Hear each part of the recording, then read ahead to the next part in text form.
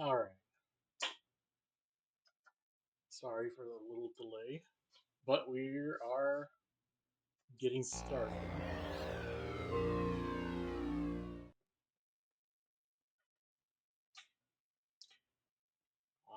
Don't fucking give me this controller disconnecting bullshit.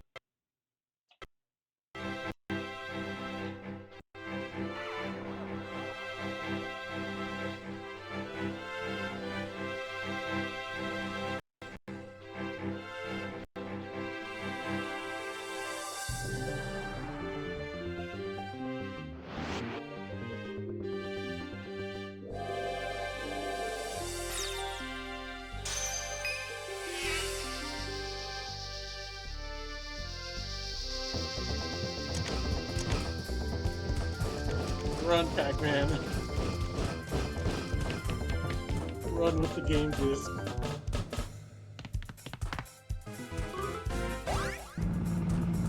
Yeah, so that is Gil and Kai. So that has to be that Return of Ishtar is a sequel to Jiraga.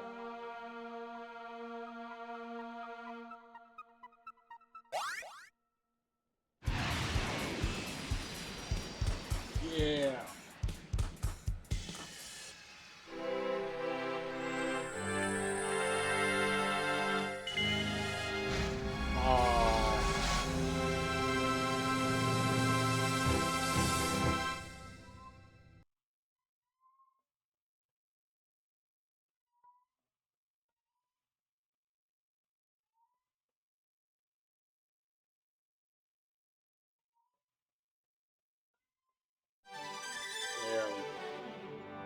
Namco Museum, Volume 4.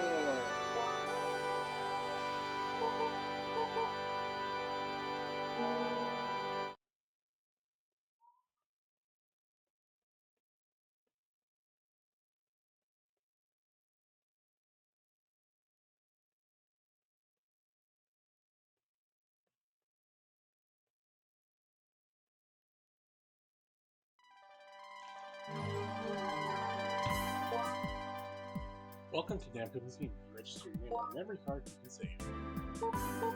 Yes.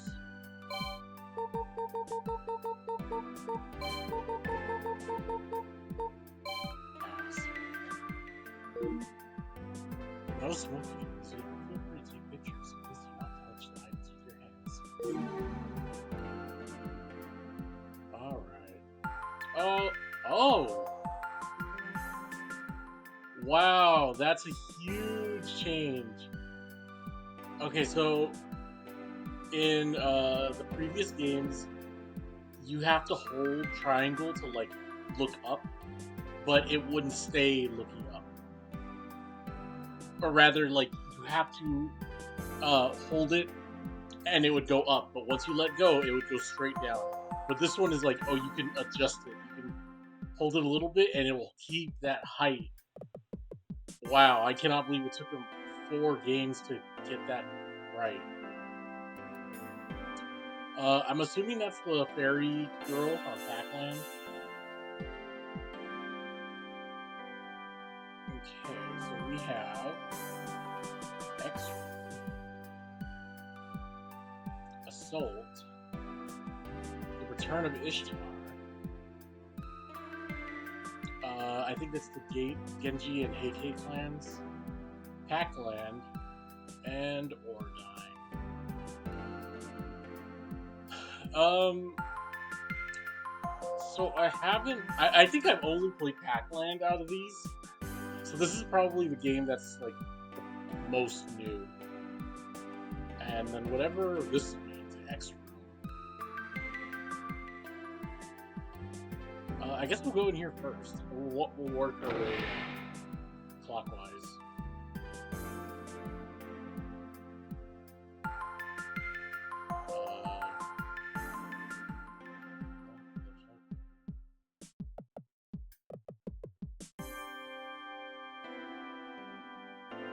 What is this for? Like, I can't do anything.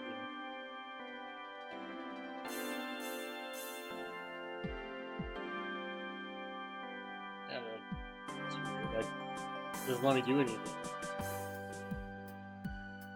Okay. Is it, like, just literally a not used room or something? Because there's only 5 games in this. I think, yeah, this one is like the one that has the least amount of games in it. So, we'll see. Maybe it's got to unlock something when I play others. Assault instruction card. Instruction card from Assault produced in 1988. Attached to the arcade game, it shows you how to play. The UI has also been updated again, so that's nice. Looks really good now. And even the zoom in and zoom out is quicker. I like that.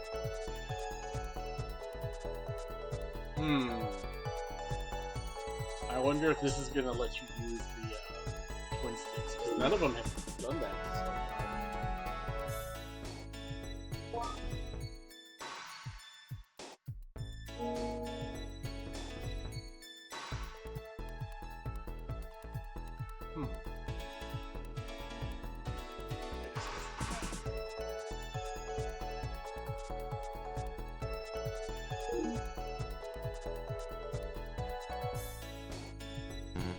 So I have no idea, like, besides Pac-Man, I have no idea what these games are.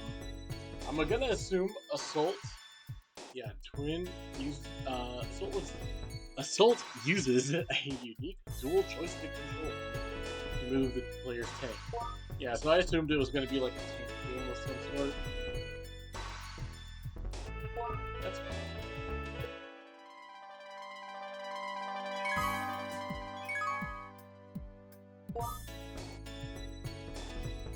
Assault Pop. Front. Pop for Assault. Placed on top of the cabinet to identify the new game. Game tips for game area. Assault button. Button for Assault.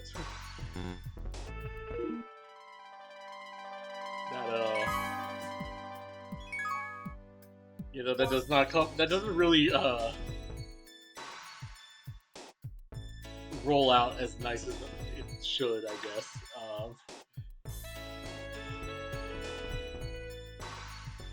For sales promotion, a poster of the same size also exists.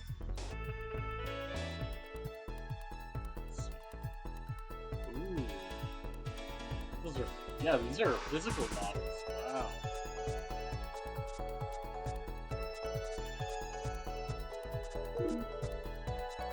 I hope they put in the library like the making of, just like how they did with Tower of Druaga in the last game.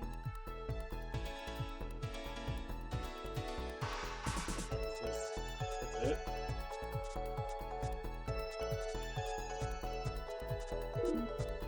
Yeah, in the last game, they had Tower of Druaga's.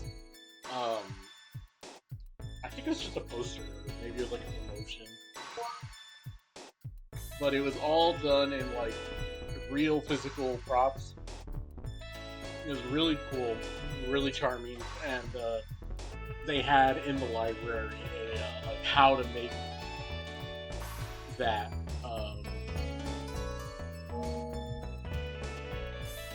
Or like how they made like the pictures all set up, and kind of a little behind the scenes look at it. It was really neat. I don't know why they put it in the library,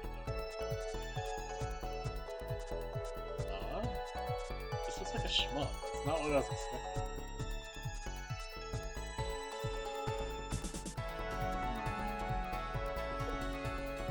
So, I didn't check, but I'm gonna assume this game came out in 97 or 98. So, by this point, the DualShock controllers were probably like standard on PS1, so that's probably why they waited this long for this game to to add it, because the first collection came out in like 95. It was a really early game. That's all in Japanese.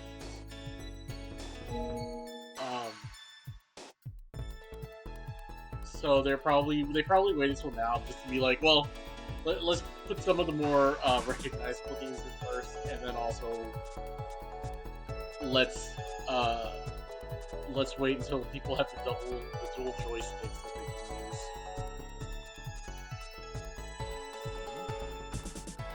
Alright, okay, thank you, Matt.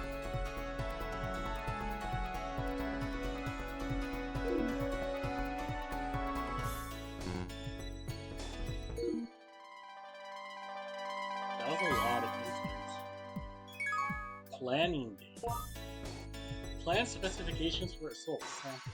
Initial development phase specifications. These show several differences in comparison with the final game version.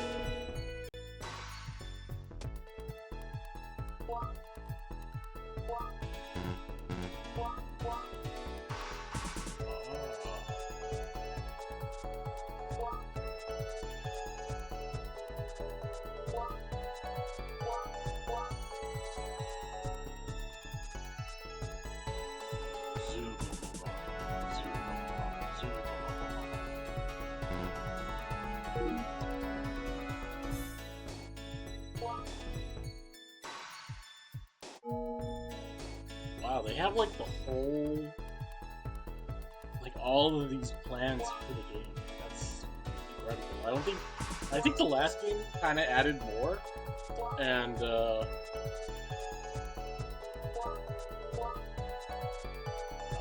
that's really different. That looks like, I don't really like that. It looks like a pregnant person, like the side view of a pregnant person. Usually, like, these games kind of have, like, the, oh, that's way different. Huh. So these games kind of have like the same sort of information. Oh my god, that's a lot. Holy shit. They have the same sorts of information, so you kind of just like know what to expect when you go to the next game room.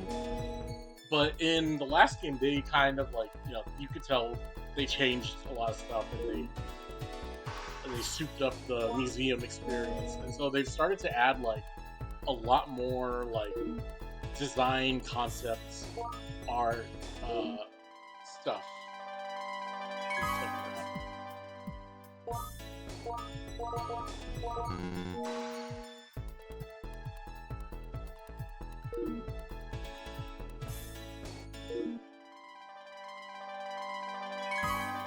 Alright. It's a PC board, doesn't matter. I would just see that. Alright, let's see how to play Assault. The story of Assault.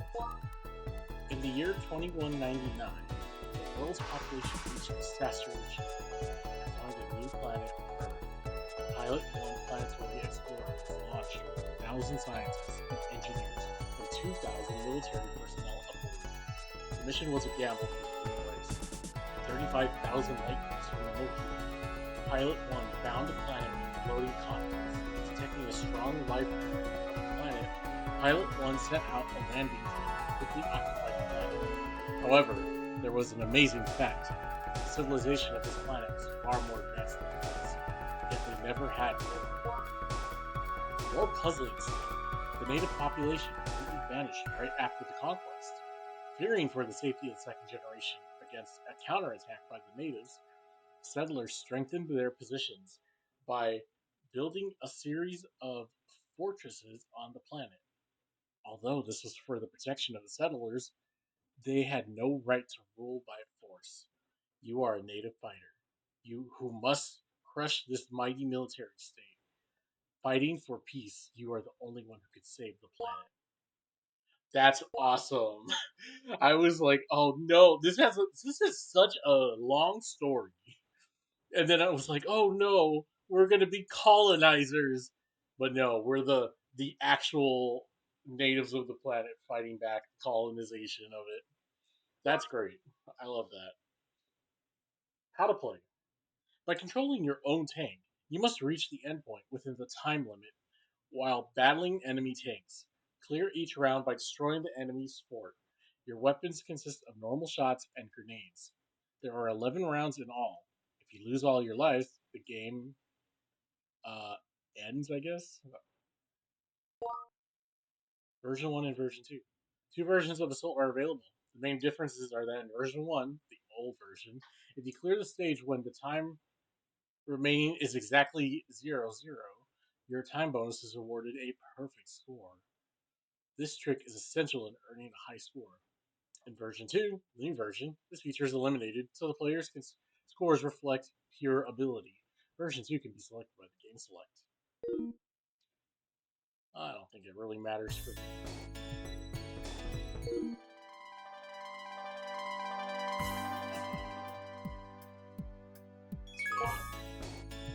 Assault tips. Caution on using grenades. You cannot move while firing a grenade, but it is possible to set the tank down quickly after firing. On the stock controller setting, press right and square after the grenade is thrown. Find the best attack. The enemies notice your tank when you reach a set distance or jump to the air, and they can attack you even if they're outside the game's screen. You don't want to be detected by large tanks armed with. Okay, maybe I don't like the new heads-up display if it's gonna get in the way of the text. So, detecting large howl missiles. Pick a route to avoid detection. Number 3. Dodge enemy fire by side rolling. While rolling in one direction, you can immediately reverse the direction of your roll if desired. When the tank is in mid roll, it becomes narrower. Try to hold the tank in the position to dodge shots. This technique will become very important for avoiding shots later. That's cool. Alright, let's get started.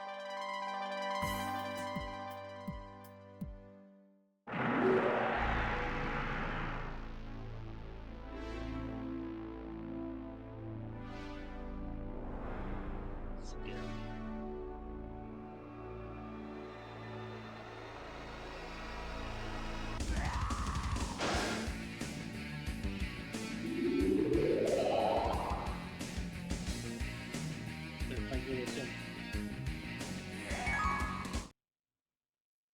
Yeah, I don't think the versions really matter. I'm not gonna go for the high score.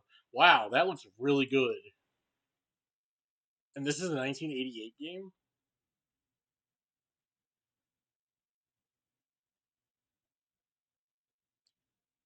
I guess they just digitized a picture of the model tank that they had.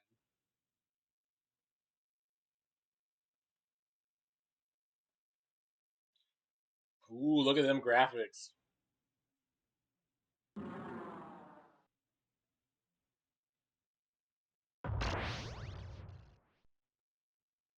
All right, so let's see.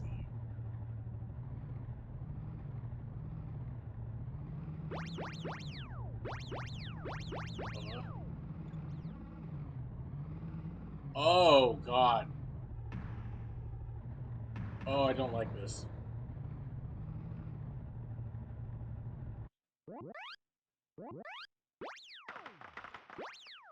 Okay, so never mind. It's not. Oh, it's using the stick on the left, but not on the right.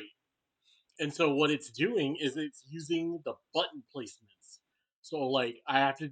So like using one stick, I can control up or down or left or right, I guess. But it only like each side is supposed to each stick is only supposed to control each side. Whoa. And then the triggers are what shoots. Oh god, this is a lot to wrap my head around. I'll be honest.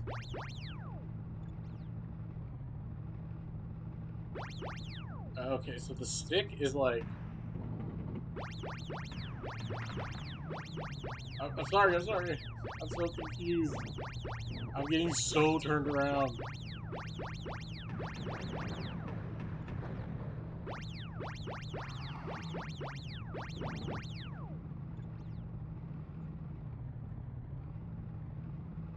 Oh god, and there's a time limit too.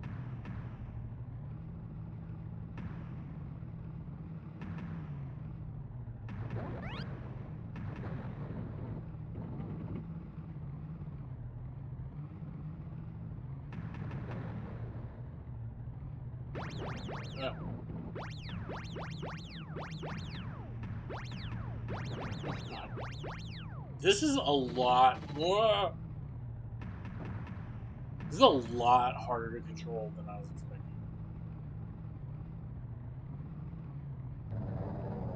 Holy fuck! Oh my god! That was so cool! Whoa! Holy shit!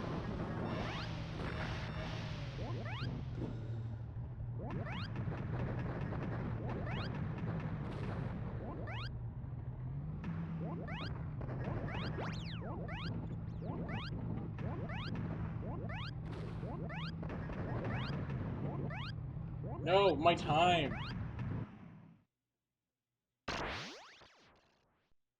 This is really neat. I really like this. I'm just really terrible at this. Like but I'm also gonna defend myself a little bit, and I'm gonna say, it's the controllers, man. So I'm gonna try to back out of this and see, like, um, is there a way to make the sticks work? Because I think if I was using the sticks, I would get it. Like it worked better in my brain. Fuck, I should have side rolled.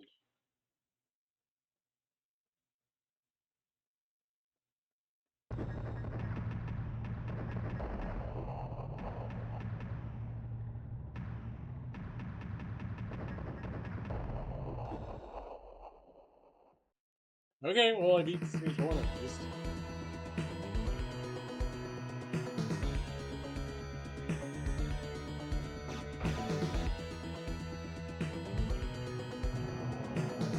Whoa, it's like mode 7.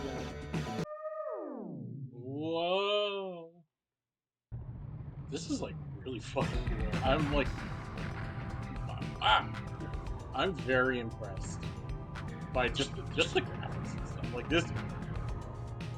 this feels, especially for what 1988. This feels way ahead of its time.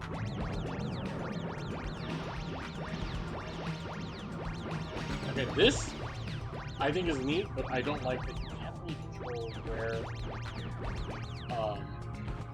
the grenades are planted.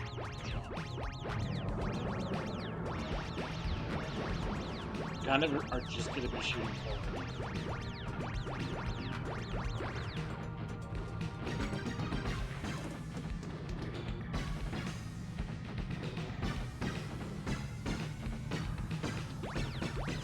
Wow, this music's really good too.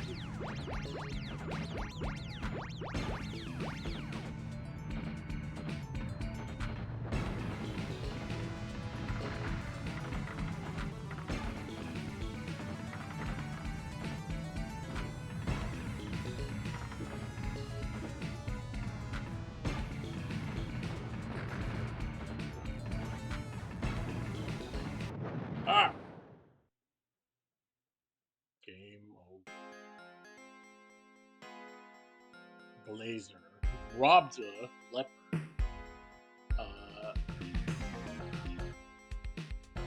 Yes.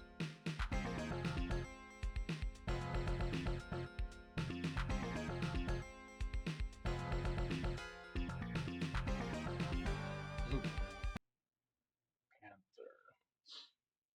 Well, I didn't get last place, so that's good.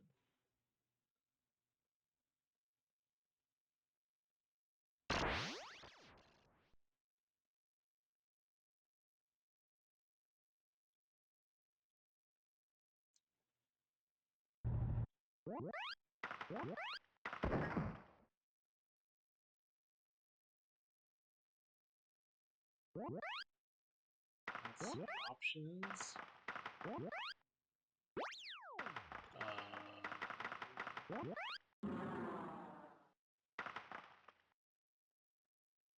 Are you kidding me? They don't have an option for the sticks?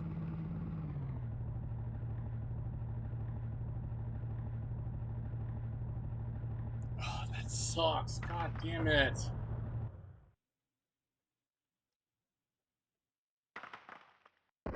Let's try this movement, I guess.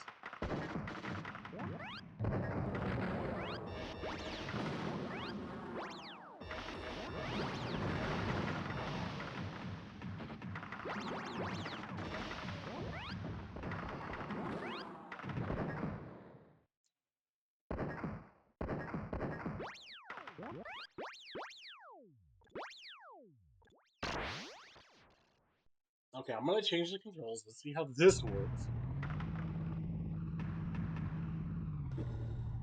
Oh, this works so much better. For a controller, this works way better, but it sucks because now it ruins like the uniqueness of the controls. Because it was like, oh, but look at these dual joysticks. That's what makes it so good to play. So this I understand. Left and right turn, forward goes forward, back goes back, and then you press R1 to like flip left or right depending on what you press, and then X and circle and shoot. So this feels like a real game now. But I like the other one. They didn't give me the option.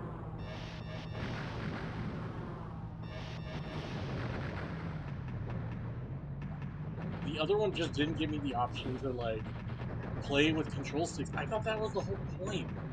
It was like, oh, well, the PlayStation has the control sticks, so we can do that now, and it'll be as close as you can get on the arcade game is possible. Ah, ah.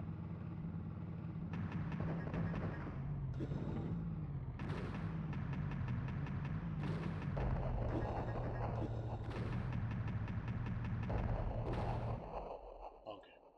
Well, this is really neat. I actually really like this. Regardless, I just wish I could play it with the, you know, arcade active controls. But it's so hard to adjust your brain to doing like each control stick is the button layout or the D-pad layout. It just does not like it takes a lot of like uh muscle memory erasure to get used to.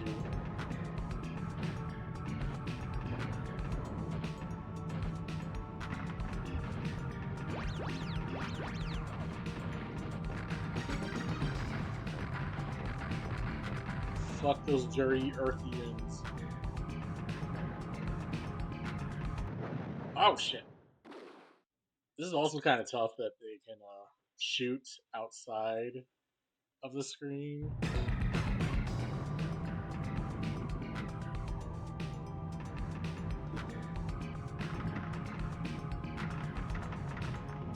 Oh.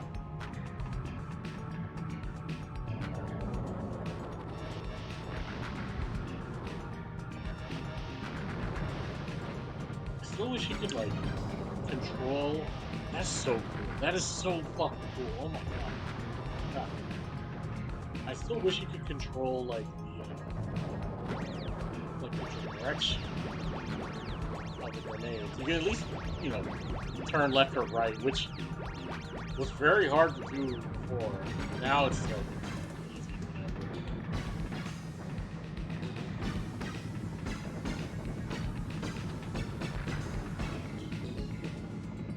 Ah.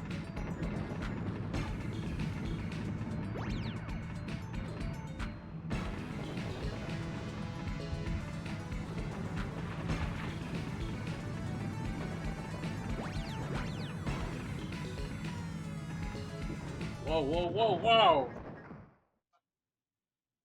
Damn.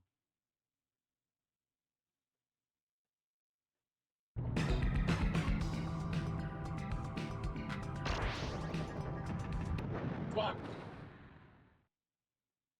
Come on, right there at the end.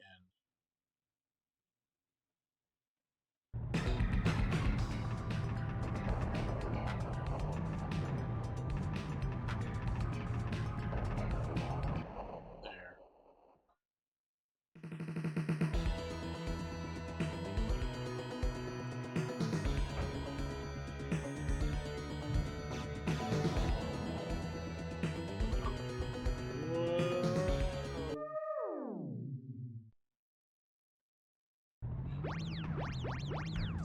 Turn around. Calm down. I need to get rid of these guys behind me.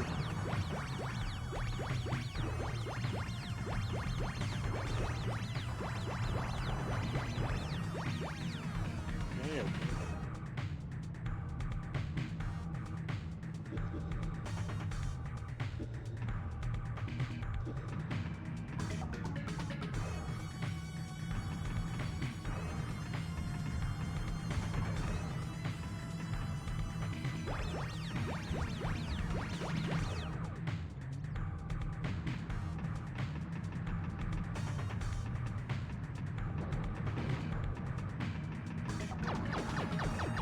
Oh god.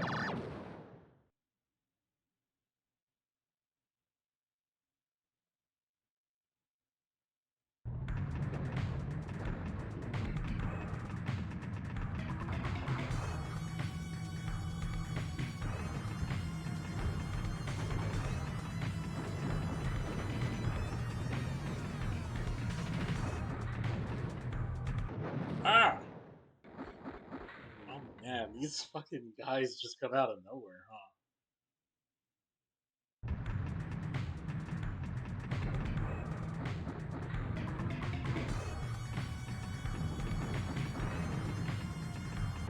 Oh fuck.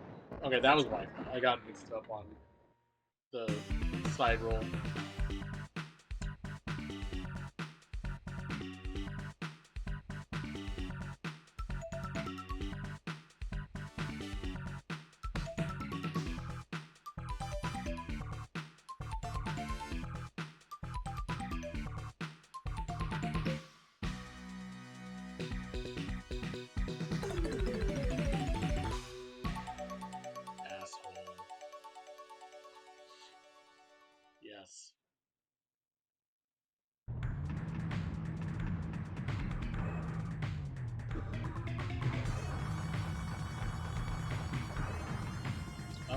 Also, I don't know if it explained like what's the difference between the two sides. Like, when you roll over, it goes from like blue or white. If that has any difference or not, I don't think so.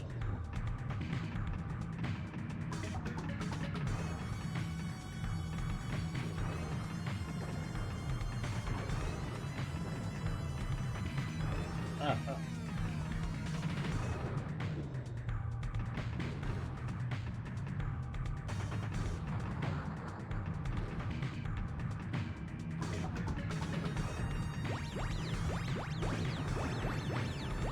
Fuck.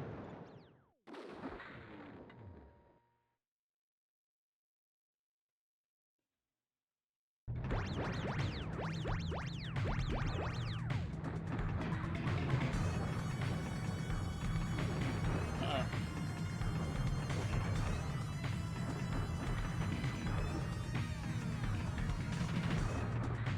Oh shit! Wasn't looking behind me.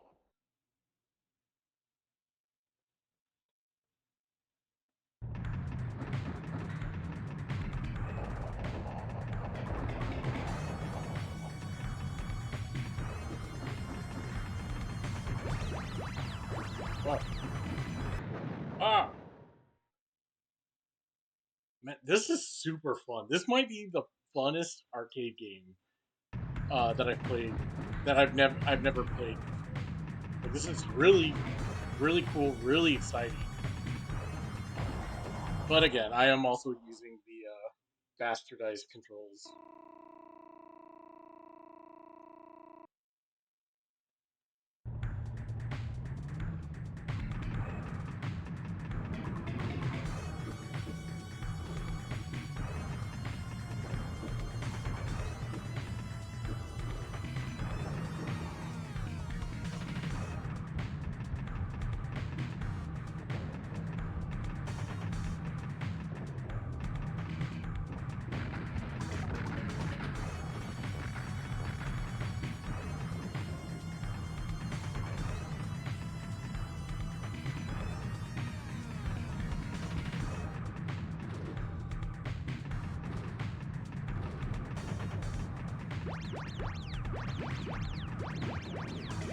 Ah! I guess I can't blow up those missiles.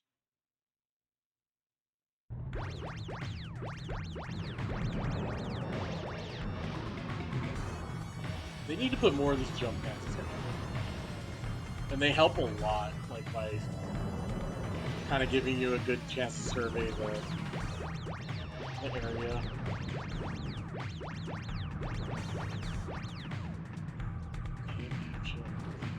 I think the arrow button sound can be a little less graining on you. Holy shit. What the fuck? How did I do that? Oh, I press. Okay, so I pressed the R1 and L1 together. Ah.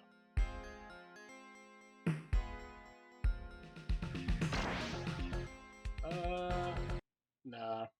I'll call it here, but I might come back to this. This is really fun, and it does have a definite ending.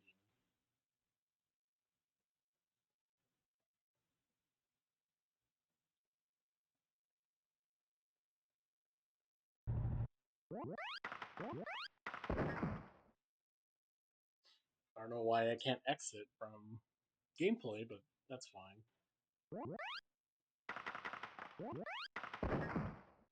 Very impressed with Assault so far. This is like an actual video game too. If it says there's only 11 levels, like, there's like a goal in mind. Oh, yeah, let's go to a museum. That's nice that it gives you the choice like that.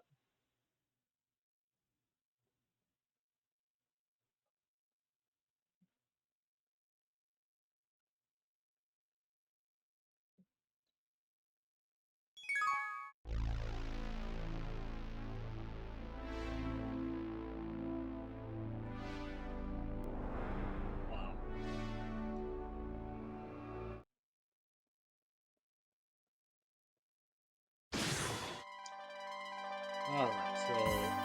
Assault, very plain name. Looks pretty plain as well. Very fun. Highly recommended.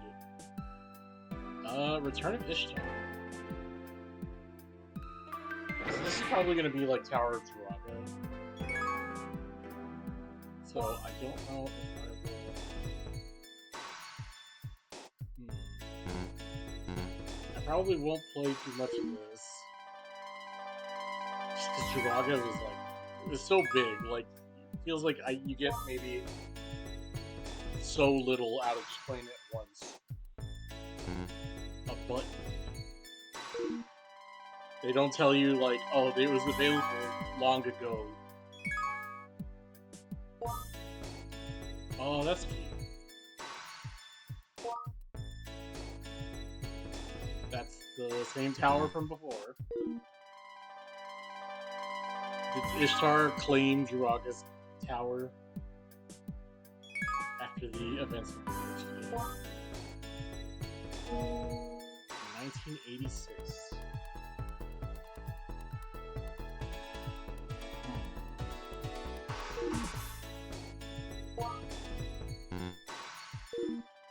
Yeah, this sure does look like Jiraga too.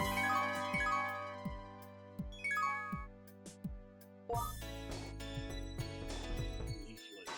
For sales promotion, poster of the same design also existed. Oh, there's that fuck-ass little dragon. I think, he had his own name, but I didn't get to see him in the game, so I don't know. Oh, look, a little bat, the scary wizard, and the knight.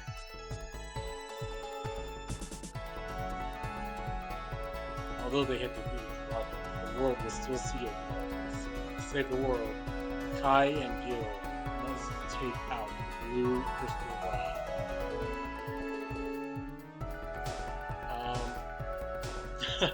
I'm glad they updated the shield slightly to make it look a little less swastika-like. I wonder, these must be like gachapon figures or something. The Jiraga was popular, so I wouldn't be surprised if it had a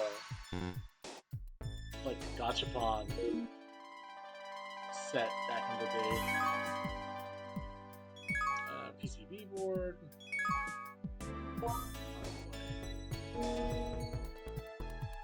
In this dungeon adventure, you must control Gil and Kai. It says Key, but if you look in the documents, it says Kai as in like Kai. So I don't know why they spell it.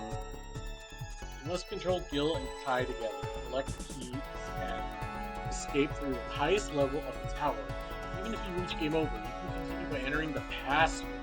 By gaining experience, make Gil and Kai grow stronger and grow more. Wow, so you get to control them together. That's so cool. Introduction. The Return to Ishtar is a sequel to Tower of Jiraga. To save the world, you have to escape from the tower with the blue crystal rod. The source of Goddess Ishtar's strength. What is a password? This was one of the first video games with a password system. Enter your name and sex at the beginning of the game. When the game ends, save data is saved and displayed with a password. Game story. Goddess Ishtar saw Gil fighting and compassionately provides Gil the power to defeat Jiraga. Take out the blue crystal orb. After riding through many adventures and striking down splendid tower of Jiraga, Gil, the Gold Knight, succeeded in restoring his girlfriend Kai to human form. The tower becomes out of control again without Jiraga's magic. The monsters are even more, and the duo can no longer find a way out. To save this world of darkness, Gil and Kai must find a way to escape with the blue crystal rod, the source of the goddess Ishtar's strength. Wow, so she's the bad guy.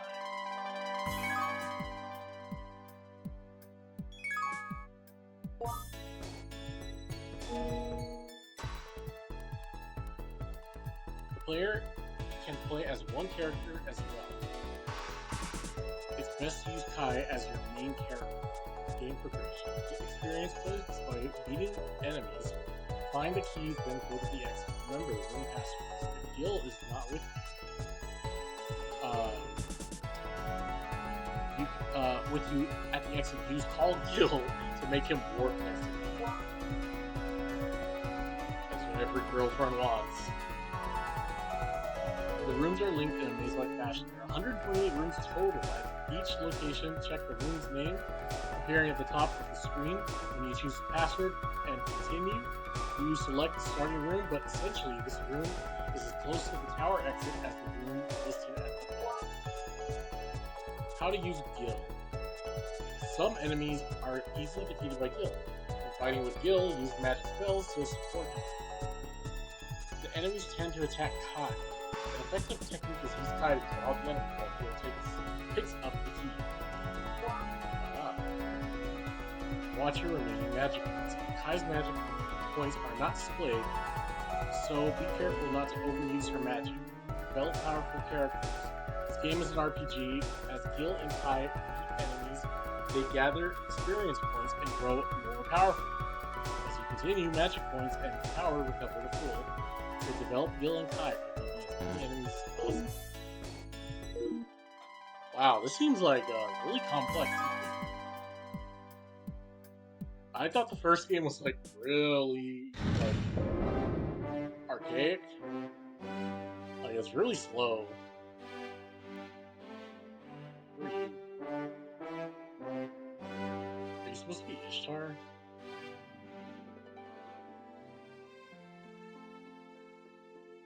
I think so. You look chopped as hell, girl. Alright, let's check this out. Oh, that's some really nice art.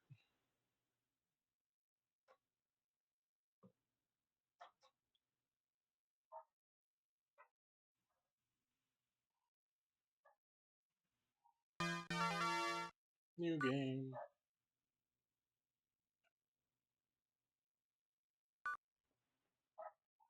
What?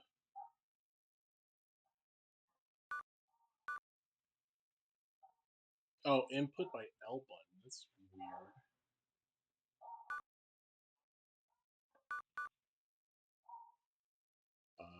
Mail. Oh god, I see what they're doing. Let's do female. See what happens.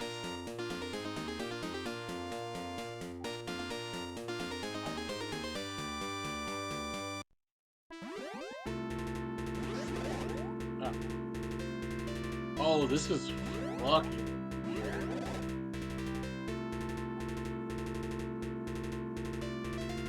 Oh my god, I don't like this.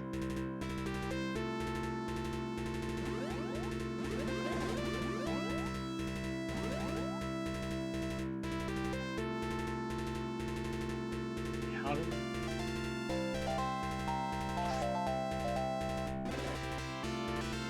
Oh, okay, so he's gonna just attack on his own as I control him. I don't like this. I mean, it's not bad. It's just like a lot to handle. So, okay, so I'm controlling Kai with my directional, like the D-pad, and she can shoot fireballs with L1.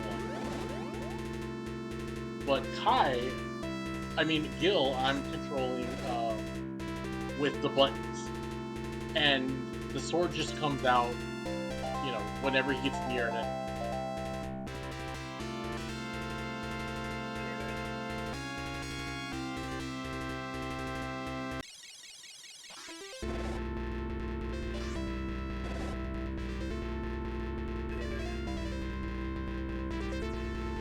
This is, I mean, this would be really good for, this is a really good game, actually, like, you need 2 players.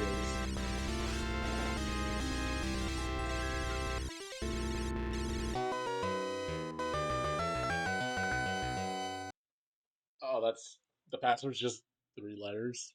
Okay. And we made it to the treasure room.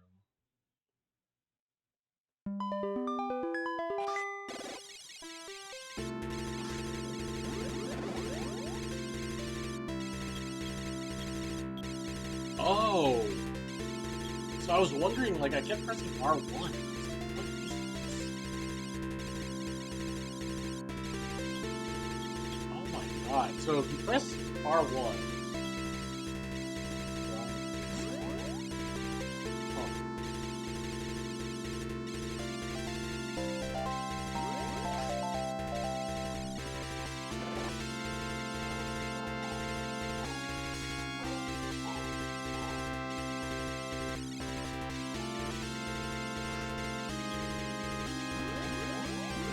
Get over here. Okay, so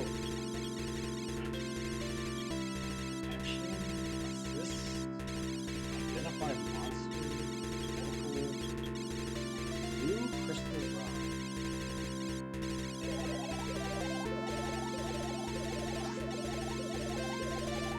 What happened to the chest? I didn't open it. And what is this blue crystal rock?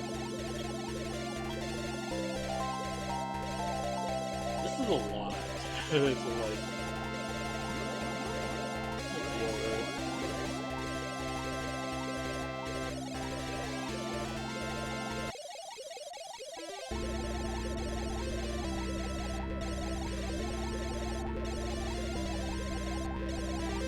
I mean, I will say this is a very, very impressive.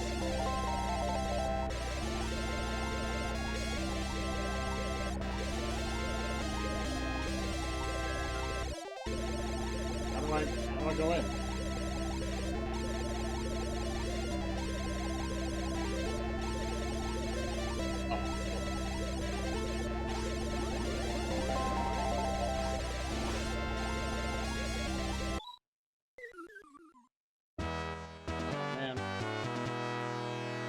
Okay, so you just get like one life.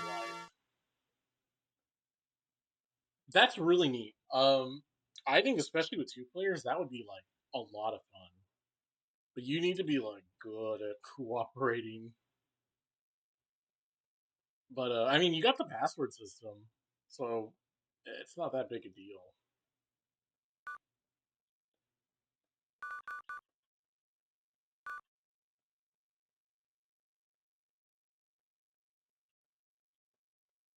I want to leave.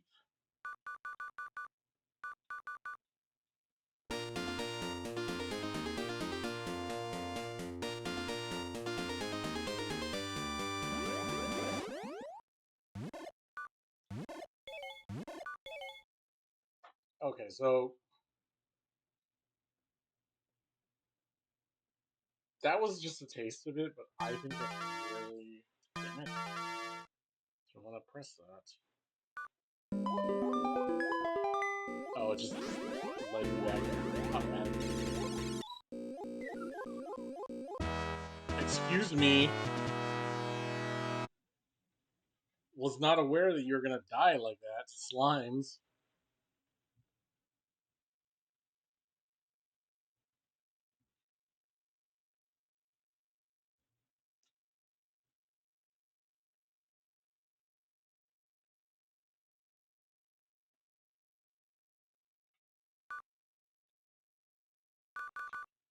Let me out! Let me out! Okay, there's a lot of passwords. This one's missing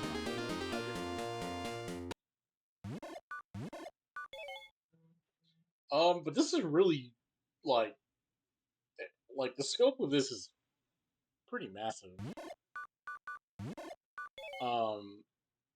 And I also will say this is much better than Jiraga. I thought Jiraga was like slow and just like you are literally navigating a maze. It's not fun. Maybe there's something I'm not getting, but I didn't really enjoy it.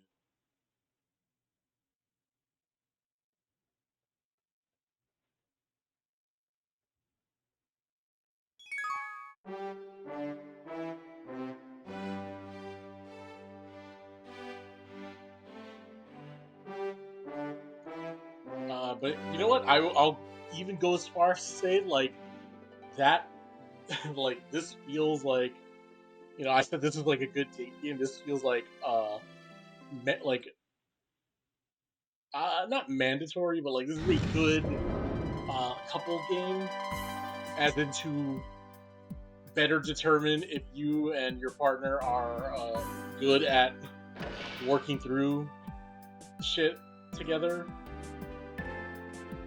So that's very cool.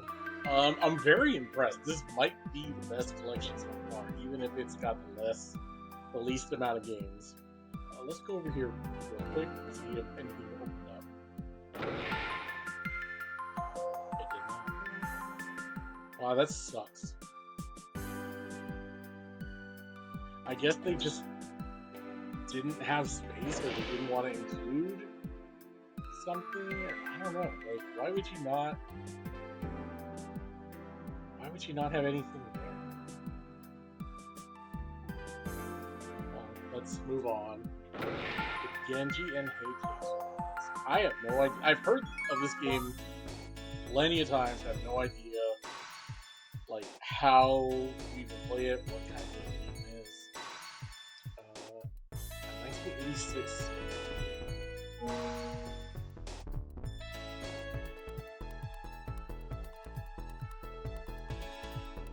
I like this part.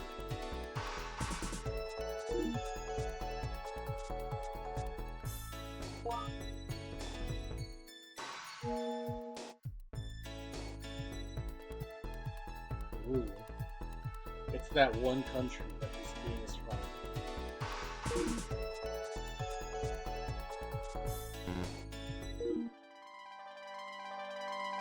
Alright.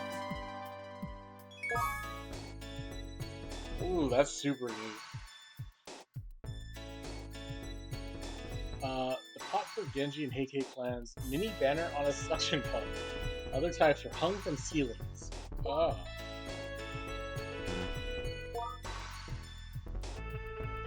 Produced for sales promotion. 176 centimeters by 45. And a bun.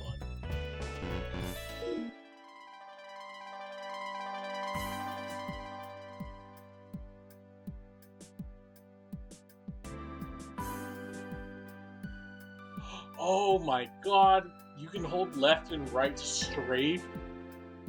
Oh, look at Pac-Man doing a pirouette.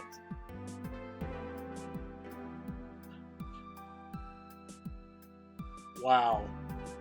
PCB board. For sales promotion, a poster of the same design also exists. That's a really sick looking poster. If I like this game, I would definitely hang this poster on.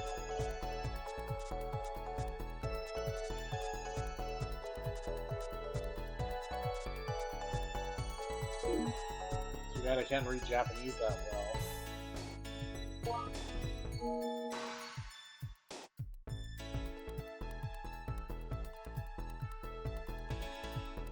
Oh, it's a platformer?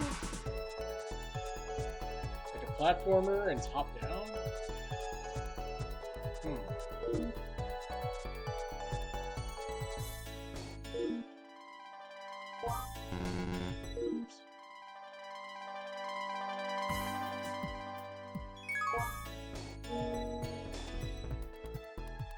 By controlling Kagekyo, you must move from west to east to find the city of Kamakura and face the evil Minamoto no Yoritomo. Clear each stage by passing through the torii. Collecting the jewels will increase your sword fighting skills, money, and life points. Collect them in the various kingdoms along the west. Enjoy the beauty of ancient Japan. The main character, Taira no Kagekyo, is based on a true historical person, the protector of the Heike clan. Kagekyo survived the Battle of Fenori and headed to Kamakura to kill Yoritomo. However, just before his arrival, Kagekyo was captured and thrown into a dungeon. Yoritomo urged him to surrender, but Kagekyo rejected this, refusing all food and water until he perished on the 20th day of 1196. The story scroll of the Revenge of Heike in the year of 1192 AD Don't don't westernize the years. Give us uh the era years and make us do the work. The evil Minamoto no Yoritomo conquers the earth with demons fighting valiantly. The Heikei clan is wiped out of Gamora. The Lord of Heaven is concerned about the world and asks the old lady from Hell to choose one from the dead of the Heikei clan named Heikei Kageki. Is this supposed to be? Is Lord of Heaven and Lady from Hell supposed to be like Izanami and Izanagi, or Izanagi and Izanagi? That's odd. Kagekyo, they would name him like that. Kagekyo returns as the undead warrior, seeking revenge of the Genji clan. The old lady says, to beat Yoritomo, king of evils, you need to be sacred objects. The jewel, the sword, and the mirror. Have pure heart. Don't forget to. Don't forget to what? So jewel, sword, and mirror. I think those are the literal, the three ancient treasures of Japan. I think the mirror is kind of giving that away to me, and I think sword too. I think they have a sword. But I don't remember what the jewel is. Increase the sword's power by collecting purple jewels. End of sword shown on the map. If you cut a hard object, power diminishes. Souls game durability meter. All the way back in 1986, I think. By the end of the first bonus stage, you should try to get at least 20 swords. Jump technique. Kagekyo's horizontal jump has a peculiar trait. He can't jump from falling objects. By pressing the jump button continuously, you can lengthen his time in the air. Useful floating technique. Oh god, they really need to fucking... They should have looked at the way... Actually, no. I bet you I know what it is. I bet you they saw the way that the Japanese text was, and they're like, oh, it's not blocked by the UI, so it's fine. Then the English text, when they translated it, they didn't even check it, and they just didn't want to put the effort, or they didn't check it, and so now it blocks important text. How to defeat Yoshitsune and Benkei. In the big mode, swing the sword from overhead and get the most power. Jump and strike the back of Yoshitsune's head repeatedly. For Benkei, crouch and swing the sword repeatedly. If the sword has enough power, you can beat an enemy with a single blow. Passing through tories. If the game gets too difficult, try passing through a different tory. The difficulty varies from kingdom to kingdom. Beginners should try the Pacific bonus. Vortex jewels may be dropped by the Buddha. Concentrate on collecting the something and brown ones. I guess blue? Man, this game is crazy Japanese. I can see why it didn't come over.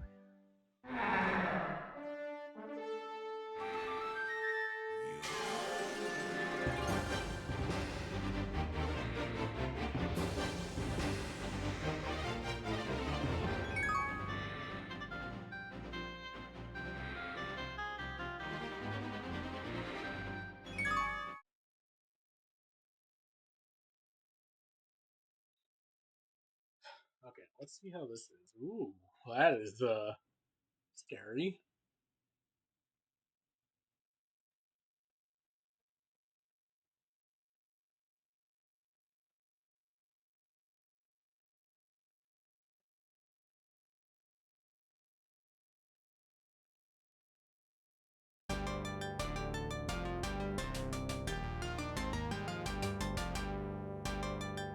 The ringing of the bells.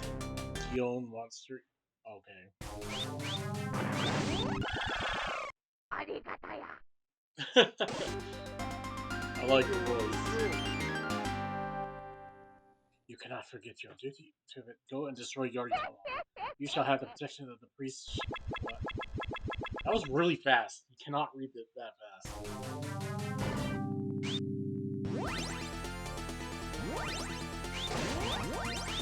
Holy shit! Oh my god!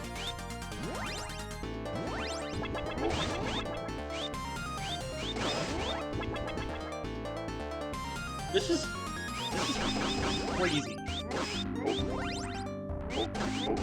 What am I doing?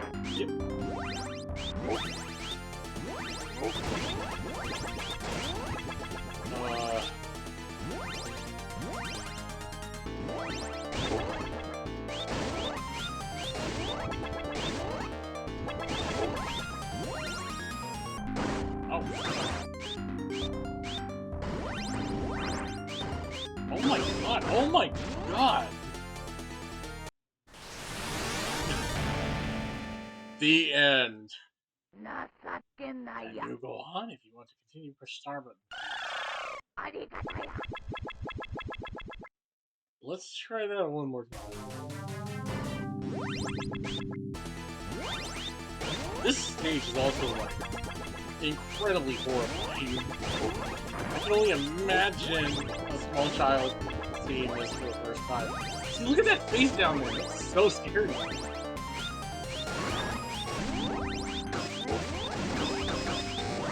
Why are these rocks bouncing here?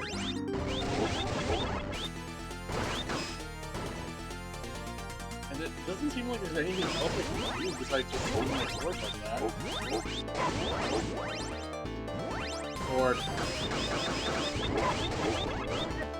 Oh, that's right. I'm not supposed to hit the rocks.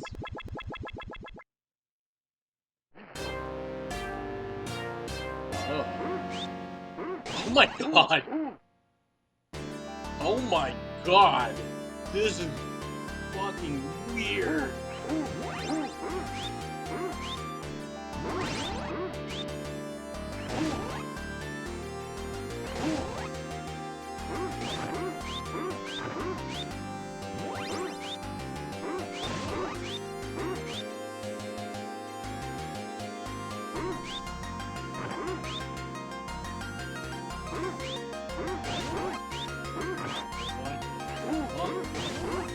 What even is this game?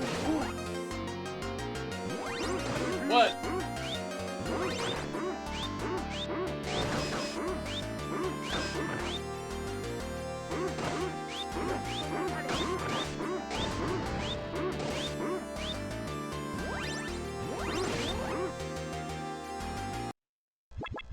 Okay.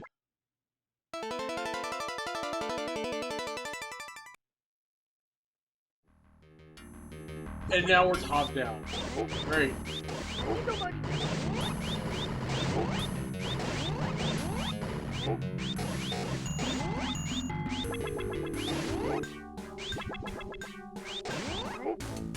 What is this fucking music?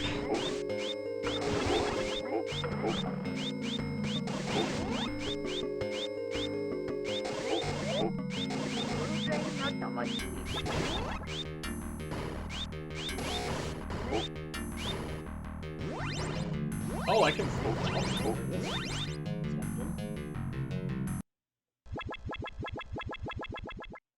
Oh, I got one. Uh-oh, I don't think that's specific. Ow! Fuck!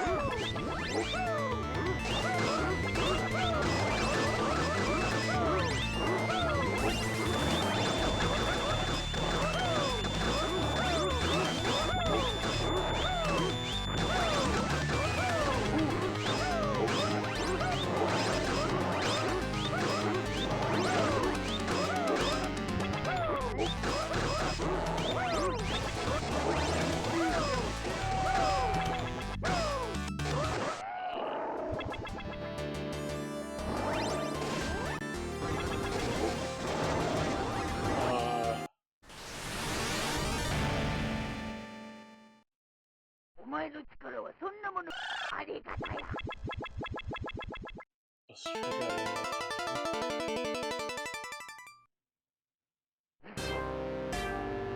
Super.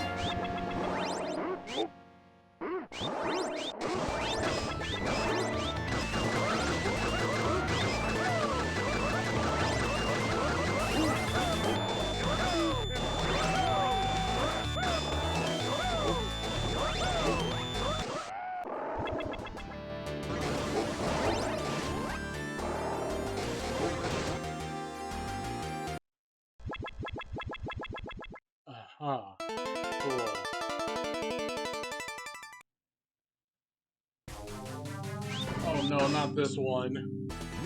I don't like this part of the game.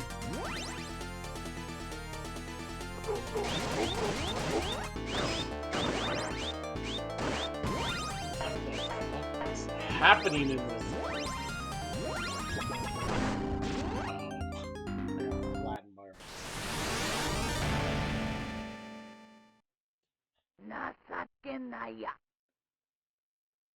I think I'm good. That was a lot to handle. Oh my god.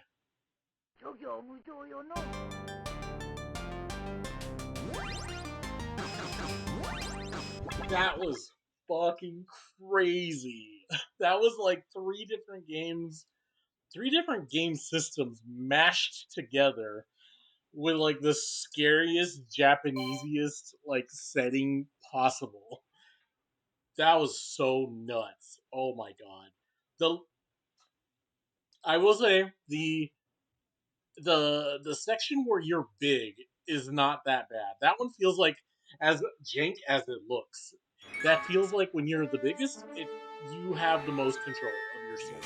Like it's really easy to understand like how you gotta like press the D-pad and to swing the sword. It's really easy to grasp. So I like that part.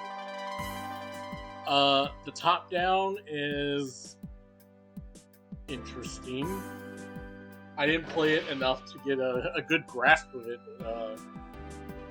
That one kind of felt like I was just slamming my face into a wall until I figured it out. And then the little like chibi version. Oh wow. The little chibi version I did not like. I think that one was the worst, and it looked like an NES game too, which kind of sad. Pac-Land. Pac-Land uses a unique 3-button control panel. Move, jump, move left, and move right. It sure is unique.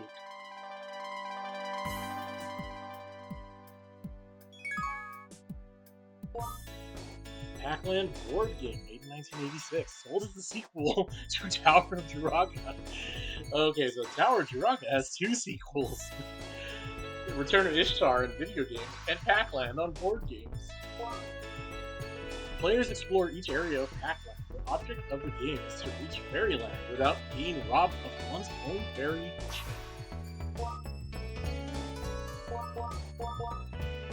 Leaflets for the board game Pac-Man. Huh. Yeah, so this is a Japanese game, so that's probably why they didn't put the Pac-Man board game, because it's not Japanese. I do like Pac-Man's snazzy habits. I will say that. Buttons for Pac-Man, large. Buttons for Pac-Man, small.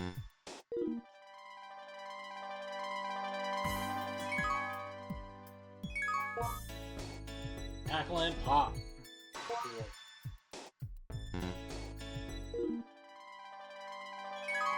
Tips.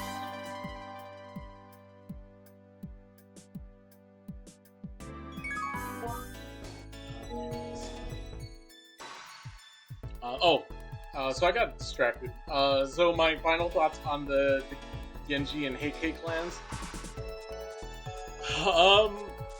I mean, it was kind of cool. I didn't hate it, but I was just like flabbergasted the whole time.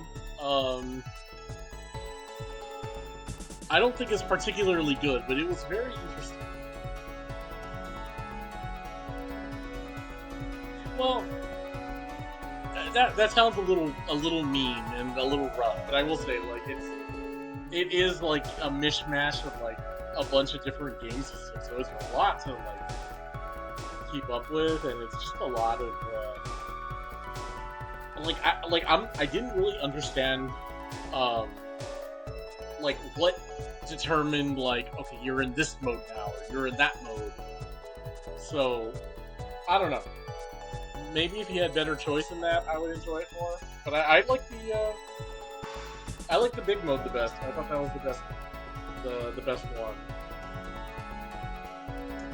But let's look at Pac-Man stuff. Pac-Land is a game that I know. I've played this game.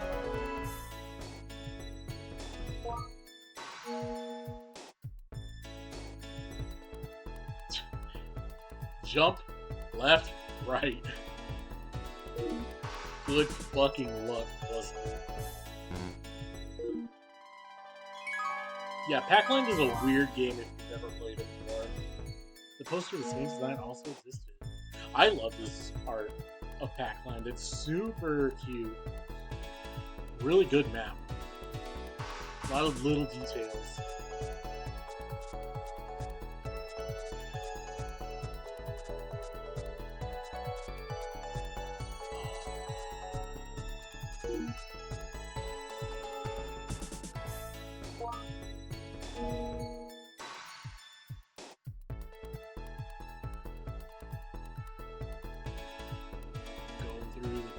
City, go through the town, there's a church, because Pac-Man is a God-fearing man, the forest, the bridge, or the fairy queen and the bridge, and Pac-Man's house. That's not your, well, maybe that was his original house. Maybe he had to sell it and upgrade to his circular Pac-Man house from Pac-Man 2 when he had a second kid. PCB board and how to play. I don't need to check those. I know how to play. I'm sure whatever tricks there are. Hold on just one second.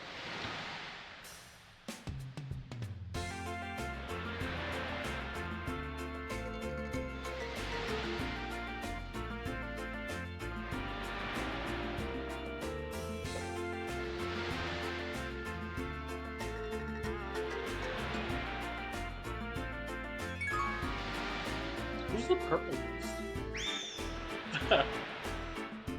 You can actually interact with that. Did you do that in the other stages? I didn't even think to check. Aw. Okay, so I guess Pac-Man,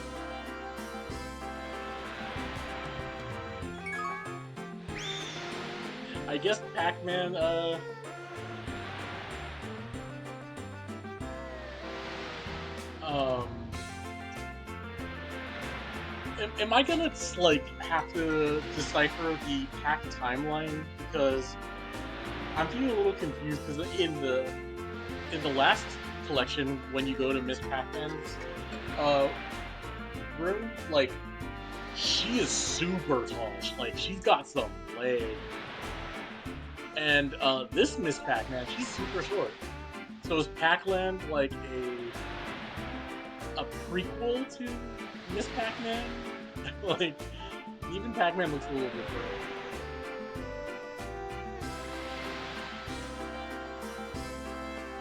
Also, if I'm playing as Pac-Man, then who are you? I didn't even think of that in the last game when he was in the bathroom.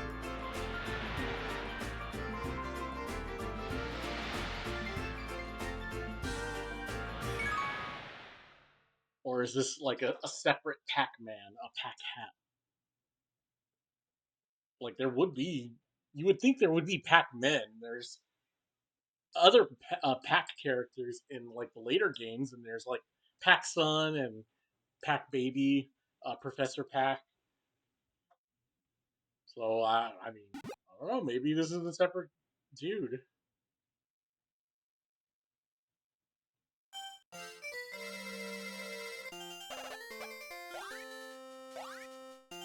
Okay, so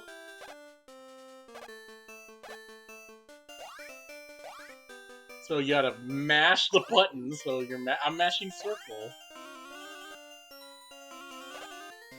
I'm mashing circle to move left or right to the right, and then you gotta press square to move to the left, and it looks like the entire D-pad. Eat shit, asshole. The entire D-pad is just to jump.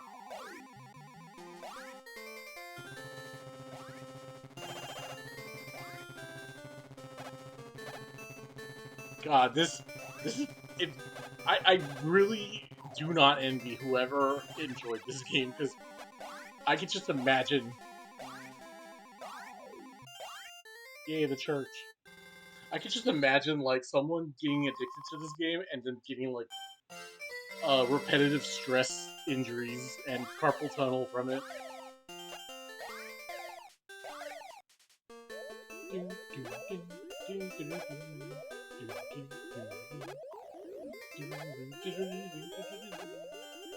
Okay, so I don't think I've ever played the arcade. I don't think I've ever played the actual arcade version, but I have played the NES port, which is surprisingly like pretty faithful. It's really just the graphics are downgraded. But that might even be like the better game to play. Um, just because like the NES had controllers with like turbo buttons.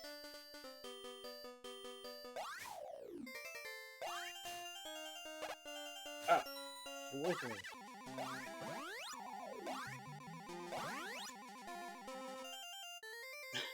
That's really it's really funny that the church is like the end point. Like Pac-Man, has to he ends his levels by stopping in and dropping a quick prayer to the Lord. I'm sorry, Pac-Man. I don't mean to make fun of you and your beliefs, but I don't think God's intelligent design included Pac people. Ah.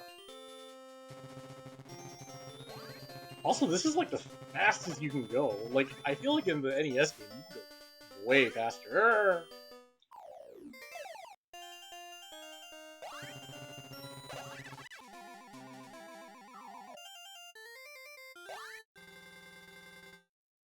Oh, the flowers.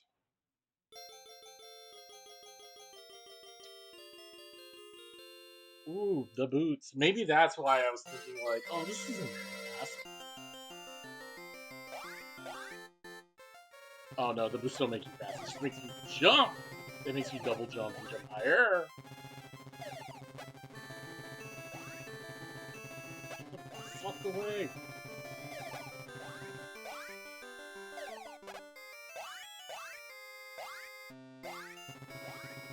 Oh, you can. It's not even double jump. Just jump repeatedly.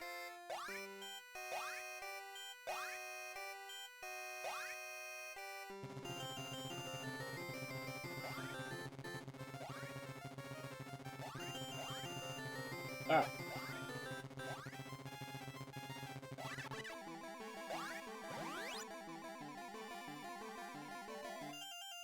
And I made it home to my Pac wife and Pac baby. Wait, so Pac-Man had the baby? Huh, I guess he must have just recently moved then. If he has the round Pac house in Pac-Man 2.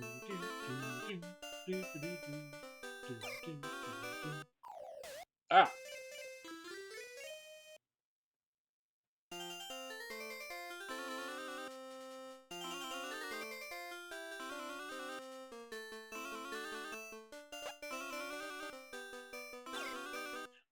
I'm kind of surprised how good I'm doing. I didn't think I was that good at Pac-Man. But it's not very hard. As long as you have the Lord on your side, you can do anything. Even in Pac-Man.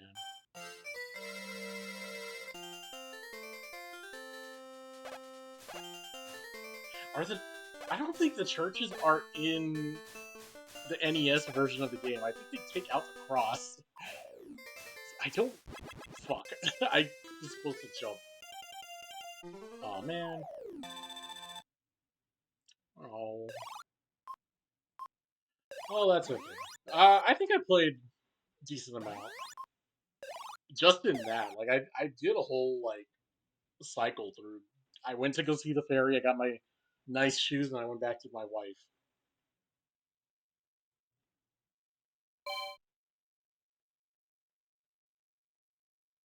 Okay, so let's do the last game.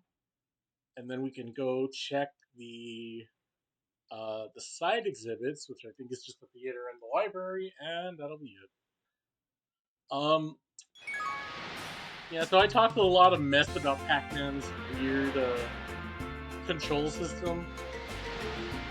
Um, but I'm sorry, I love it. This game is so charming.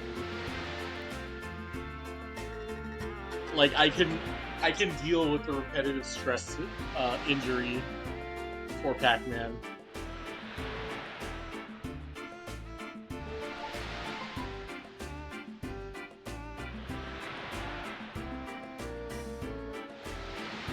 How do I go back? Okay, there.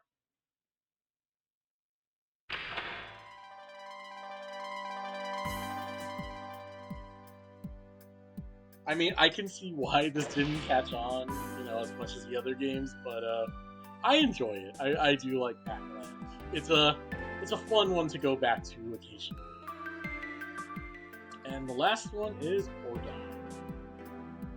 I was coming into this and I just saw because I don't really look at the games until right before I start to stream. And I saw this one, and I was like, really?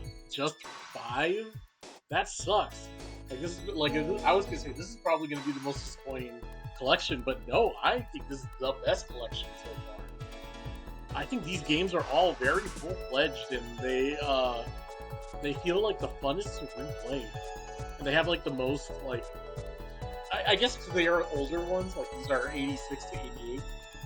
I think I don't remember how old Pac-Man was. That might have been 84. But these games have been super interesting. Maybe because they're all but one of them I've never even played before. But I don't know. Oh, Pac-Man's on the ship.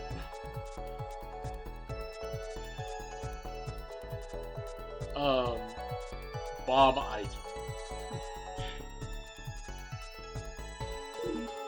But I've really enjoyed this collection. It still sucks that there's only 5 and the last room is just empty. They should not have done that. They should have put something else. I don't know what though, but they should have. But I guess it's okay. You still with the games that you do get, I feel like every one of them, except maybe Pac-Land, but Pac-Land's fun. But I feel like you get a pretty good experience with all the games. They all feel less arcade score attack games and more actual video games with goals to them. Huh, this looks wild.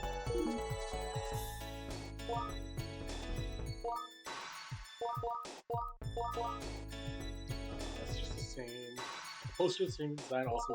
Yeah, I see it here.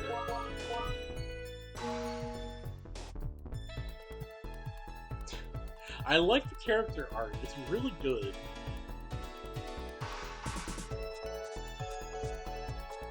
This is really charming.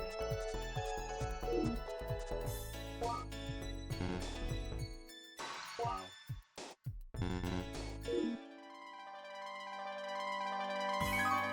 So that's it? It's just stuff on this side?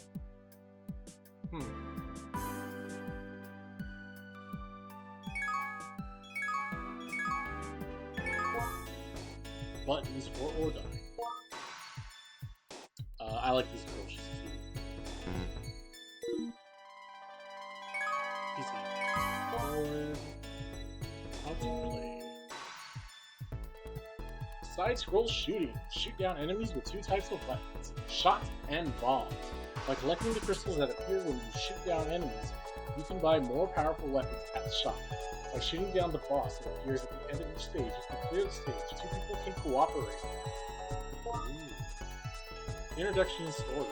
The game is the comical shooting game that Namco is famous for. Scientific genius Muichiro Tomari had completed the Ordine, an atomic conversion device, but the evil Kubota stole it and captured his bride-to-be. To recapture them, Tomari goes to Kubota World. The characters are funny, but the game is tough. When you completely destroy an enemy formation, you earn crystals, money. You have to use this currency wisely. Yuichiro Tomari, 27 years old, inventor, chain smoker. Favorite food? Tuna spaghetti. That's gross. Felix, age unknown, Tomari's assistant. Favorite food? Shrimp with chili sauce. That's delicious. Kana Aihan, mentally 21. What does that mean? How old are you? Is this gonna be like a 40-something-year-old woman who acts like she's in her 20s? Because if so, jackpot. Favorite food? Pudding a la mode. She's a kindergarten teacher. That's cute. The evil Kubota. Ageless. No job. Favorite food? Japanese gyoza dumplings.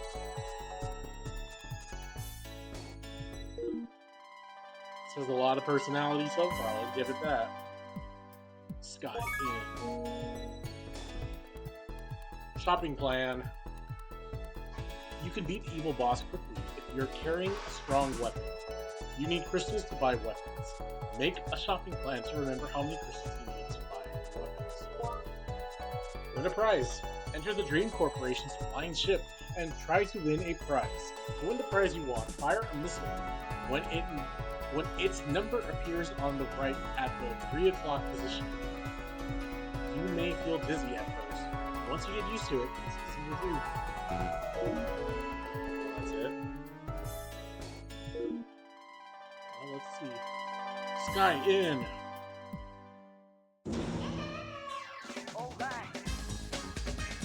Wow.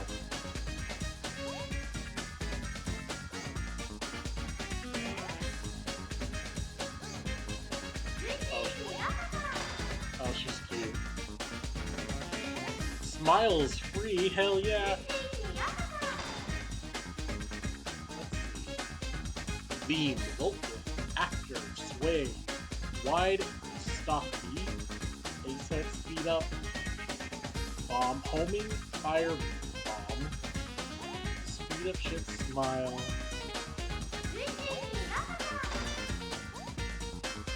Wait, you're charging me 7,600 for the Smile? It's supposed to be free.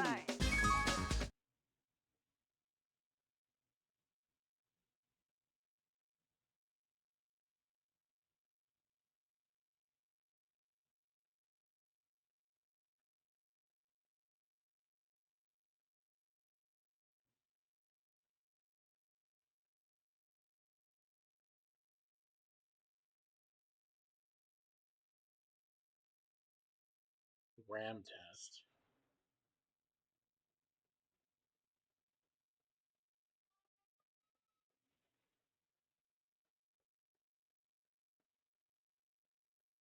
Ordine.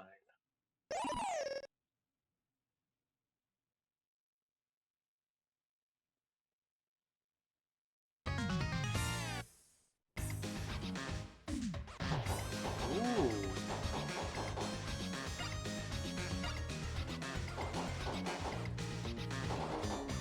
Wow, this is awesome.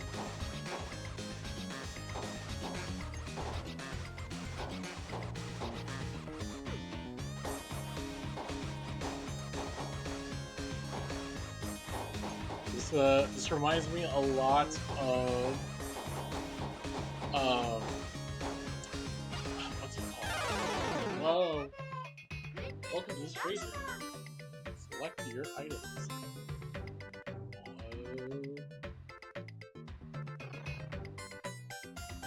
Oh, I don't have enough. I guess I'll take the Vulcan. Thank you. Whoa! Okay, that's better. Fuck, what's the name of that game called? Fantasy Zone? This kind of reminds me of Fantasy Zone, like the way that you get credits to go, like, buy upgrades for the ship. But so far, it seems a lot easier than Fantasy Zone. That game's tough as balls.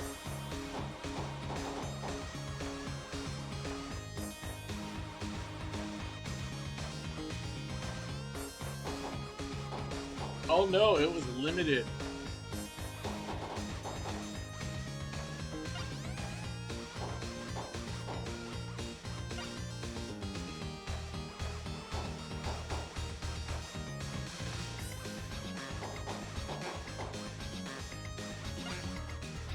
Also, I guess to get paid, you have to beat like a whole set of enemies.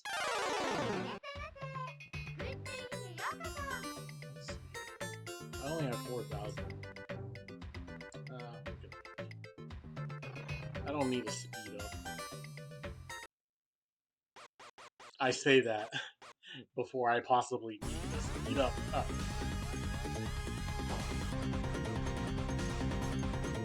I'm good. Never mind, I just need to speed up. Oh, no.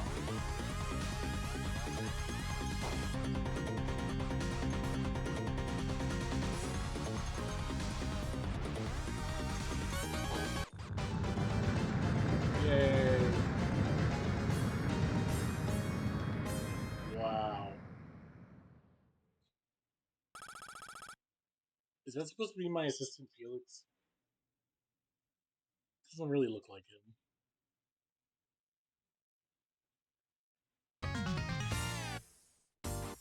What the fuck is it saying?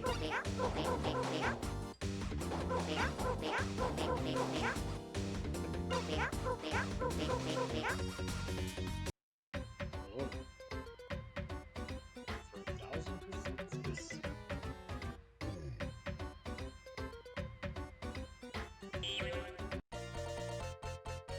Nice.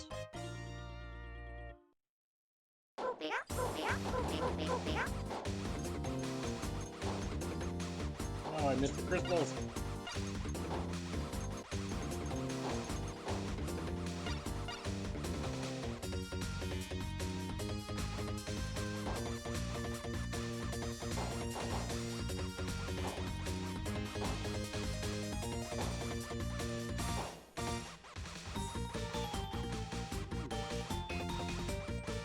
Sprite rotation? Wow. I'm impressed for 1988.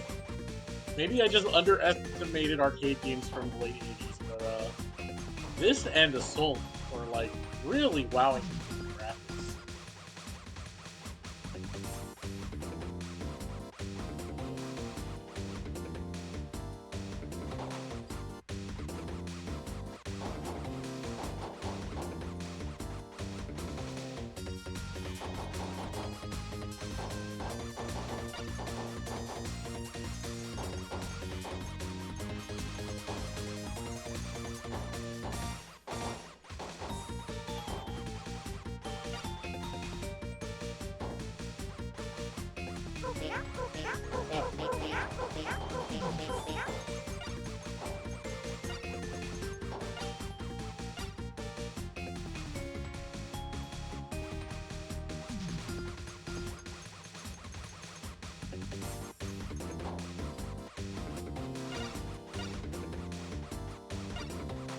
Oh shit, I didn't even pay attention to that. Damn, I have a lot of crystals too.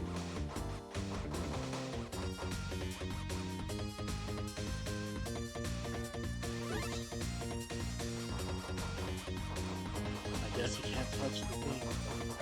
What the fuck is back there?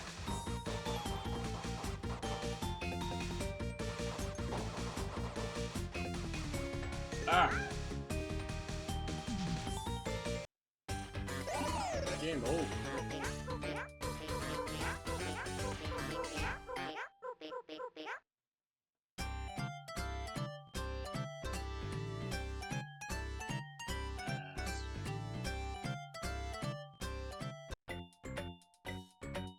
And you can continue. But that's okay. That's really fun. I actually do really like this. I am so surprised how good every game here is. I thought Pac-Land was gonna end up being my favorite just because it's like, oh, that's the one I know. Um, but no, maybe not Genji and Heike clans so much, but it's that one is at least interesting, to say the least. Like, I didn't dislike playing it. I just was kind of confused and scared the whole time. Um, but no, I'm really impressed. I think this might be the best collection so far. I thought the last one would be, but I'm gonna have to give it to this. One free smile, please.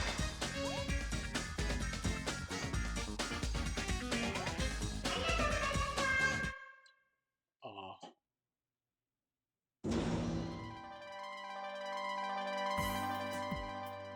I'm actually surprised. This one is so fun, like that it's not on more collections.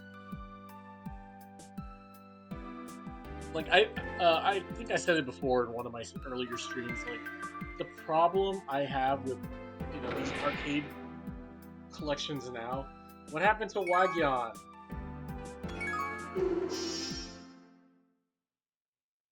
Why did they change this room so much? Ooh, what the fuck are you? QGO3.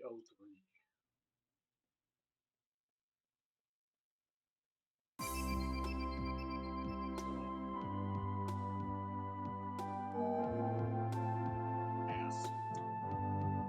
Um, the problem I have with like these arcade game collections is that they wanna like these game companies don't want to provide you like a good product, or if they don't want to provide you a product that is too good, because then why would they sell it?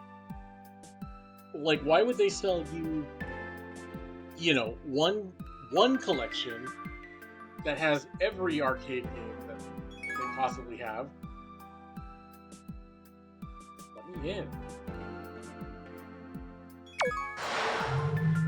Oh, oh, that's who are you?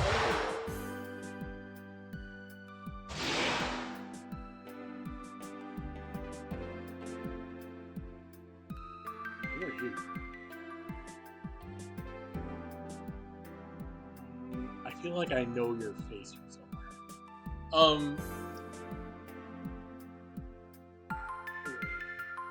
Oh yeah, I saw the poster with these games like early on, but the game isn't in these collections. So, you know, we have the technology now to emulate so many arcade games and just put them all in one spot because like storage space isn't an issue. But why would the game companies do that when they can put some of the games and then make another collection and sell it to you again and again and again? Which for this uh for this specific set of Namco Museum games, I'm a little bit more okay with, because this is on the PlayStation 1. The storage and emulation were probably like a lot tighter to work with. Like, I'm surprised this is emulated as good as it is. Like, I was afraid going into these that the emulation was going to be a big issue, but no, it feels like everything feels smooth to play. The sound sounds pretty good.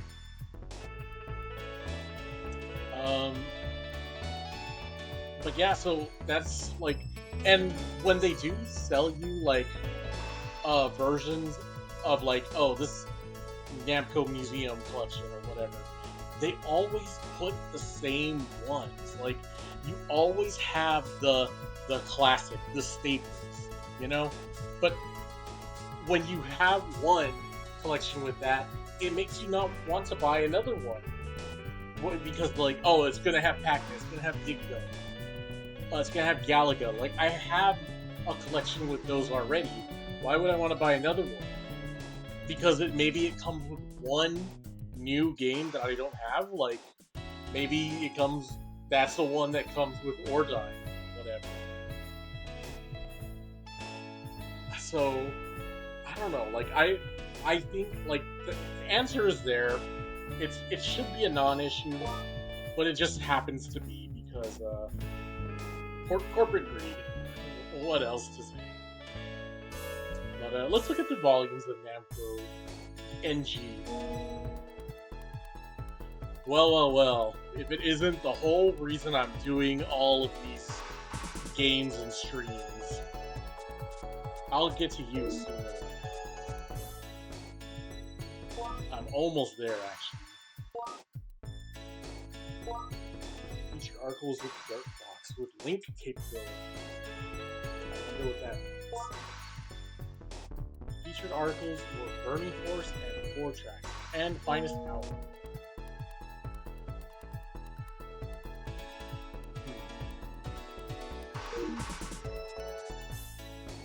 Oh, I think I know what game that is. I think I've seen it before. Like, that was, this is another game that people bring up that is like, oh, Metroid wasn't the first game to surprise players by being that they were actually playing as a girl this whole time. This other game, which I think this is Burning Force, did it first. Featured articles were Winning Run and an article by the Driving Games production team. Also, an article about the history of Namco's driving simulation games. Featured art was Marvel.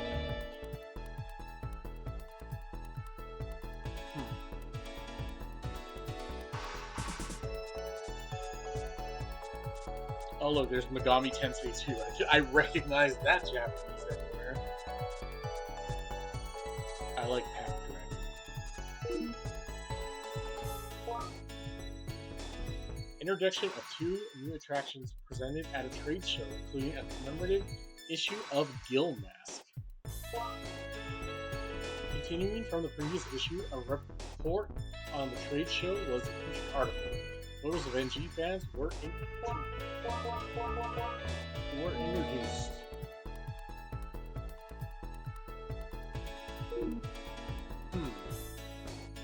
I would like to look up those fan photos. Featured articles were Final Lap 2 and the making of Galaxian. This is Cosmo Game. Featured articles were the adventures of Pistol Daimyo and the introduction of 2 new shooting games. Also, a limited number of Gill action figures were given away. I would like a Gill action figure. Dragon Saber.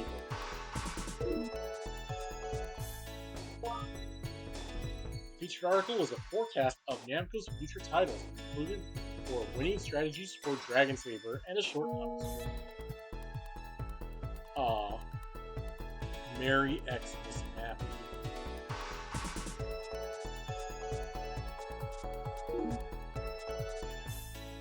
Why did they give Pack Santa, or Santa Pack a mustache and not a beard? Ooh. Featured article was Steel Gunner, the latest shooting game. Also, Namco character products were offered as Valentine's presents.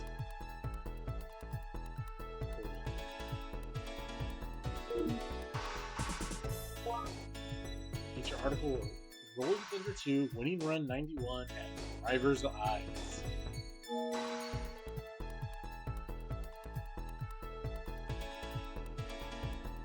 Rolling Thunder 2. That dude looks familiar. That looks like a Hollywood actor. But I can't quite place who exactly it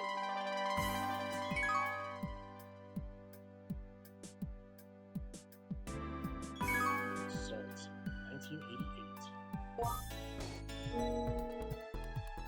Oh, it's just artwork.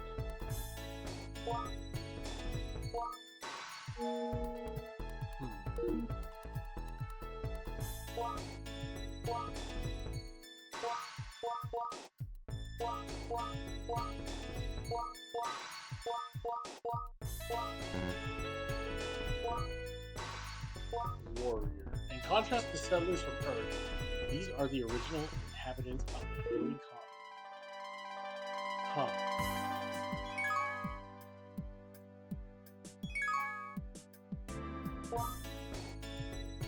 Kunio Okawara. Oh my god. Wow. So that guy is like the father of mecha art. He's the guy you went to if you wanted some cool ass mech designs. He's the one who designed the original Gundam and all the original mobile suits. He's done tons of anime, but I know, like, just off the top of my head, like, he's done Gundam. He did Dugram, Fang of the Sun Dugram. He did Metal Armor Dragonar. I think he also did Zeta Gundam. And maybe he may have done Double Zeta, but that may have been Hajime Katoki. I'm not sure. But just off the top of my head. Yeah, like this guy, like you look at his, especially if you go look at his mech art, like you see it and you recognize it. You recognize like the pose. You recognize like how like he draws robots like in a very like specific like standing pose, and it's like it's hard to like describe like what sticks out about it so much. But once you see it, you recognize it everywhere. Like, you know his style. But, yeah, I am surprised they got him to do this, artwork for this game. Oh, wait. I missed something.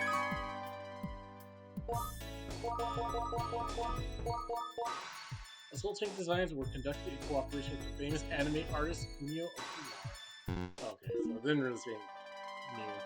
But yeah, so he did a lot of like classic 70s, 80s animes. I mean, if he worked on it, I also would just recommend it because it's probably going to be good. Well, but I may be biased. I've been getting into classic mech anime a lot recently. Like, I have a whole list of shit I want to watch from like the 80s and maybe 70s too.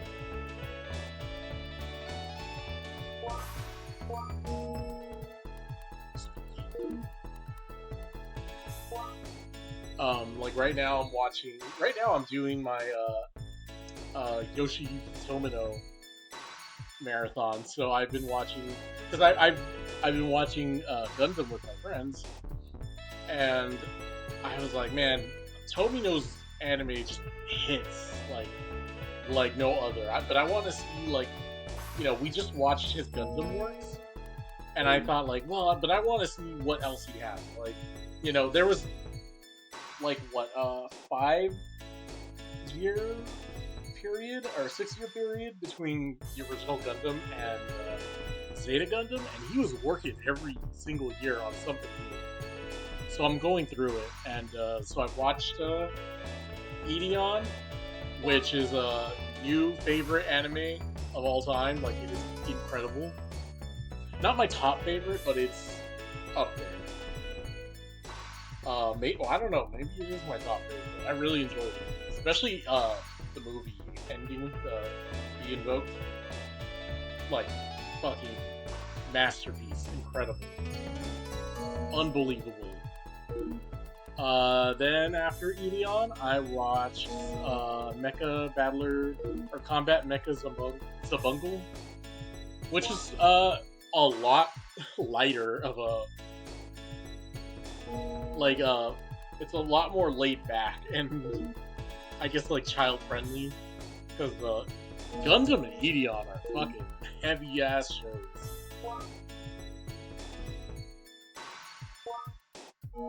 This dude is so scary, and I guess he is dead. But man, like,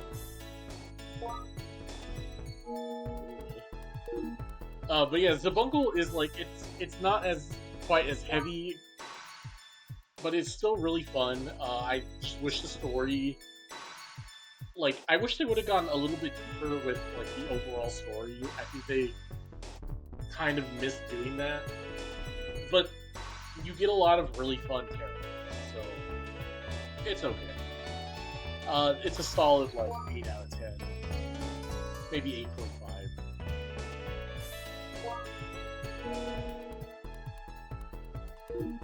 This art is so scary, but I mean this whole fucking game is scary. Asher. The Nun. Damn, girl. You gotta show off her leggings. Avocado.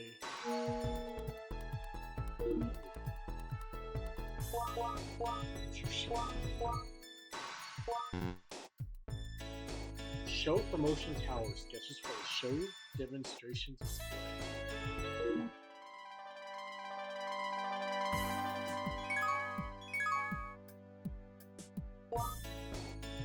Pac-Man.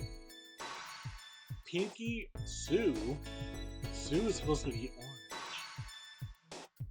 Pinky, Sue, Inky, Blinky, Clyde.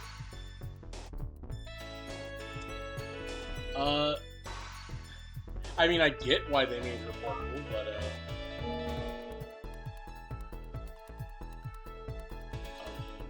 that's really low quality.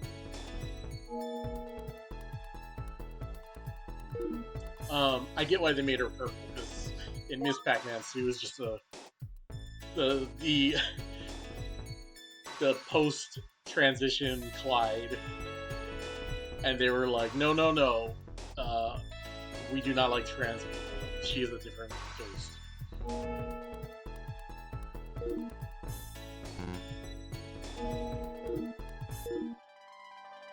Okay, well, those Pac-Man drawings were not very interesting, unfortunately. Telephone cards. Genji and Heike plans, the return of Ishtar, Ordai, and the Saints. How did Pac-Man not get a telephone card?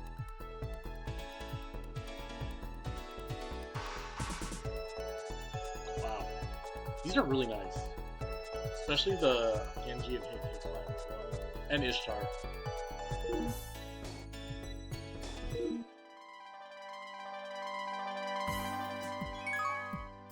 Oh yeah, I didn't even like get to talk to this chick.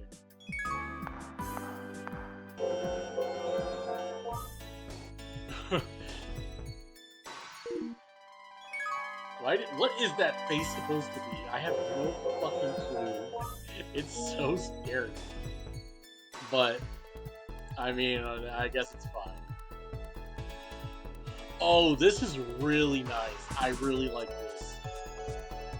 So before they didn't do this, they would mark like, oh yeah, this game is in this collection that you're playing, but this is marking like it's in these specific collections. So if you want to play a specific game, there you go.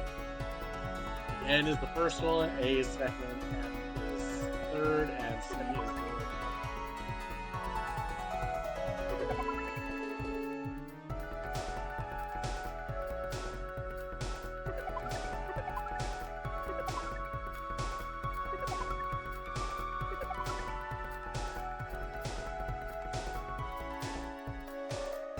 Let's go all the way down. Where's Collection Volume 3?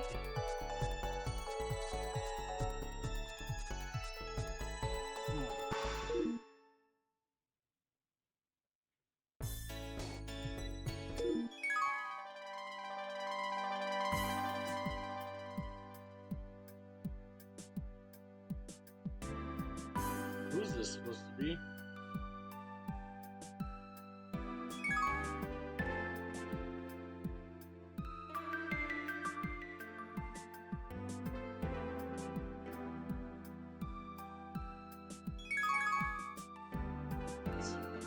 Or Diane art. Yuichiro Tomari, main character, Felix, sidekick. Multiple faces. They didn't have to do all that. These guys are tiny little sprites and ships.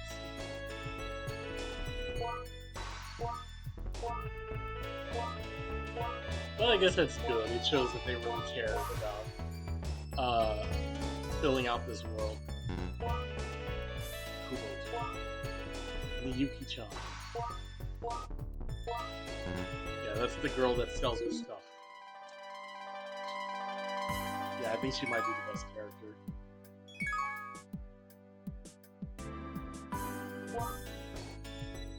Hamburger. That's what they call the enemies, hamburgers? Turtle, shark, Lopella, kiwi bird, alligator, goldfish, large helicopter. It looks like it has a mustache. It looks like it's a face with a big mouth open. Pyong Pyong, pelican, airship boss, giant blue turtle, not blue by the way. Hot top, hover ship, crystal palace, Mr. Roboto, Kuboto, Dream Co.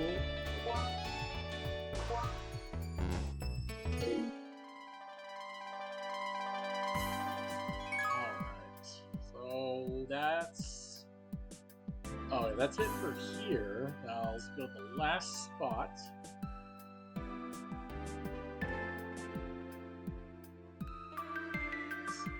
Yeah. Alright, so this looks like that's it for the library. Really nice library. I've never seen a library look this nice.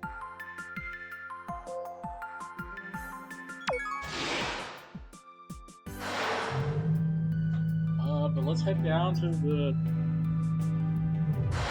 theater and see what they got. I don't think it's anything new, so probably no, it's not.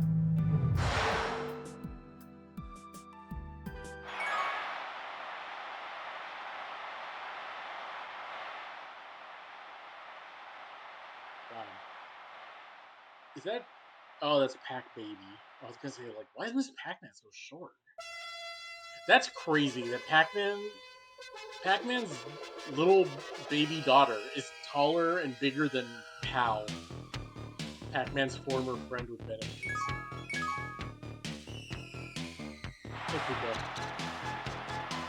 Oh, Mappy and his girlfriend.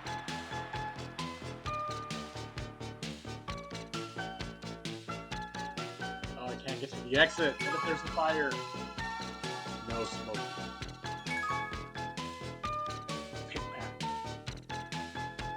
These are the same models from the first one. Slideshow.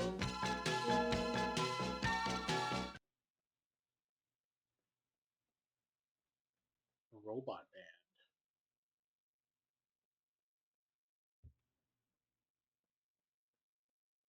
What is Pick Pack? Is that a game? Oh yeah, I remember what this was.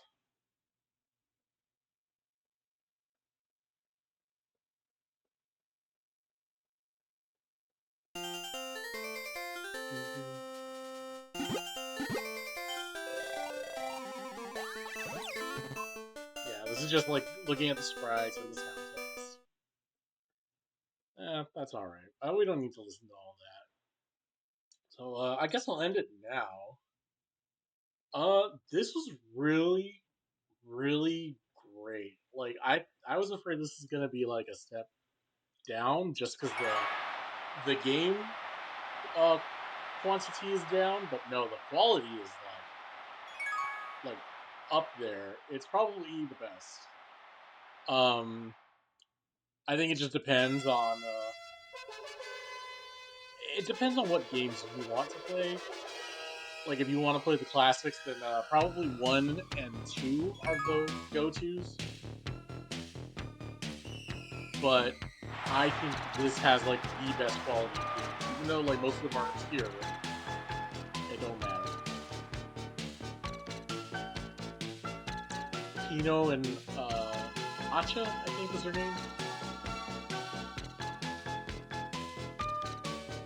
Wow. I can't believe Pal is so short. They should have put Pac and Pal in one of these games. They should have put it in this game. Well, they put Pac-Man, so maybe they couldn't. Or maybe they didn't want to put 2 Pac-Man games. But maybe it's in Volume 5. Who knows? I don't know. Besides Legend of Valkyrie, I don't know what's in Volume 5. But that's Legend of Valkyrie. That's the big one that I'm leading up to. That's the one I wanted to try the most. Um, but yeah, this has been really fun. I've really enjoyed going through all these like museum collections so far, and this it, I feel like they probably are just getting better and better as they go on. Maybe. Uh, I think maybe the second one was a step down from the first, but like barely. I think it's really just preference that I prefer the first one a little bit more. Actually, I don't know because the second one did have Gapless. Gapless is really good. But yeah, so I will. Wow, look at that scary robot girl. Actually, let me look it up really quick on my phone. What is Pickpack?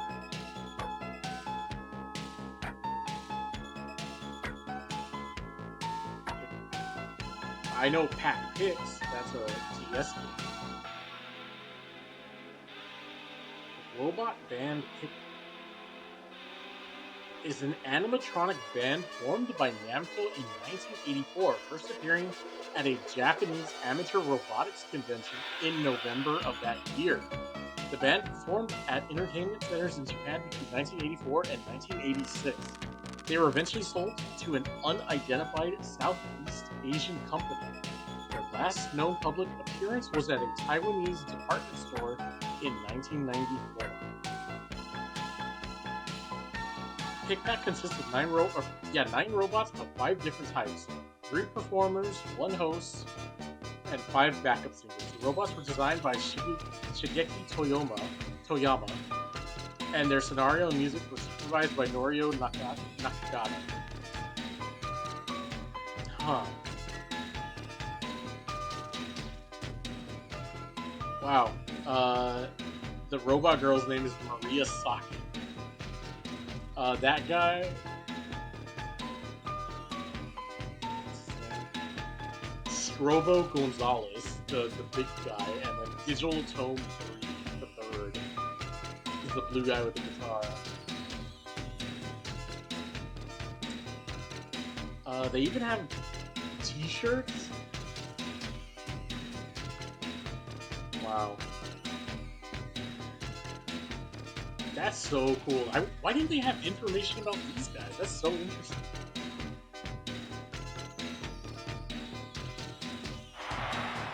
Pickpack.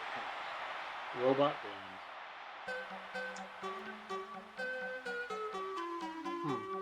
Well, that was interesting. I had to look that information up myself, but so yeah, I guess I'll end it here. Thanks for watching. I really enjoyed this. Like I said before, if I had to pick one to play, it'd probably be this one. Yeah, I think this is the best. This one has the most like the most quality game selection. It's short on quantity, but the games that you play here they're very they're very video games, you know, like I said before, they're not made for score attacks or high score chasing. They're made, you know, with a point. Yeah, I was really impressed with all of them for various reasons. I really enjoyed this. I got one more left. I think there might be 2 more actually, but I think one of them might just be a compilation of the best ones. Let me get that up real quick. Namco Museum.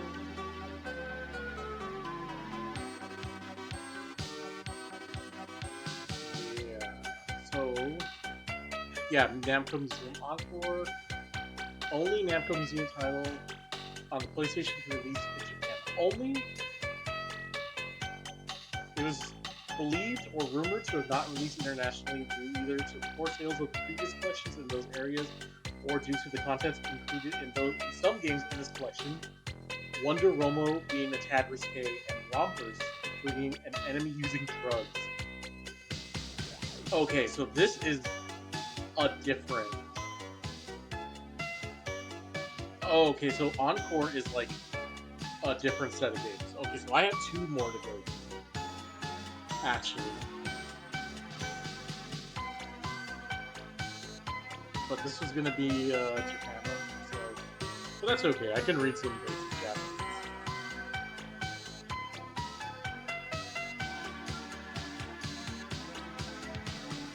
Uh, but all right, that's it for today. So the next one is probably gonna be a big one. Probably because I want to play Legend of Valkyrie. That's the one that I'm like, I gotta play that. I gotta see what's up with her. Like, why do people love this girl so much? Besides her having such a good design. Um, so I don't know if I'll beat it, but I will play as much as I can of it. So the next time I stream, I'm not sure when that will be, but it will probably be a long one. Maybe tomorrow. I'm not sure. Depends how I feel. So just follow me on Twitter and just keep up with like whenever I may post that I'm gonna stream. But yeah, thanks for watching. I really enjoyed this one, and I hope you do too. See ya.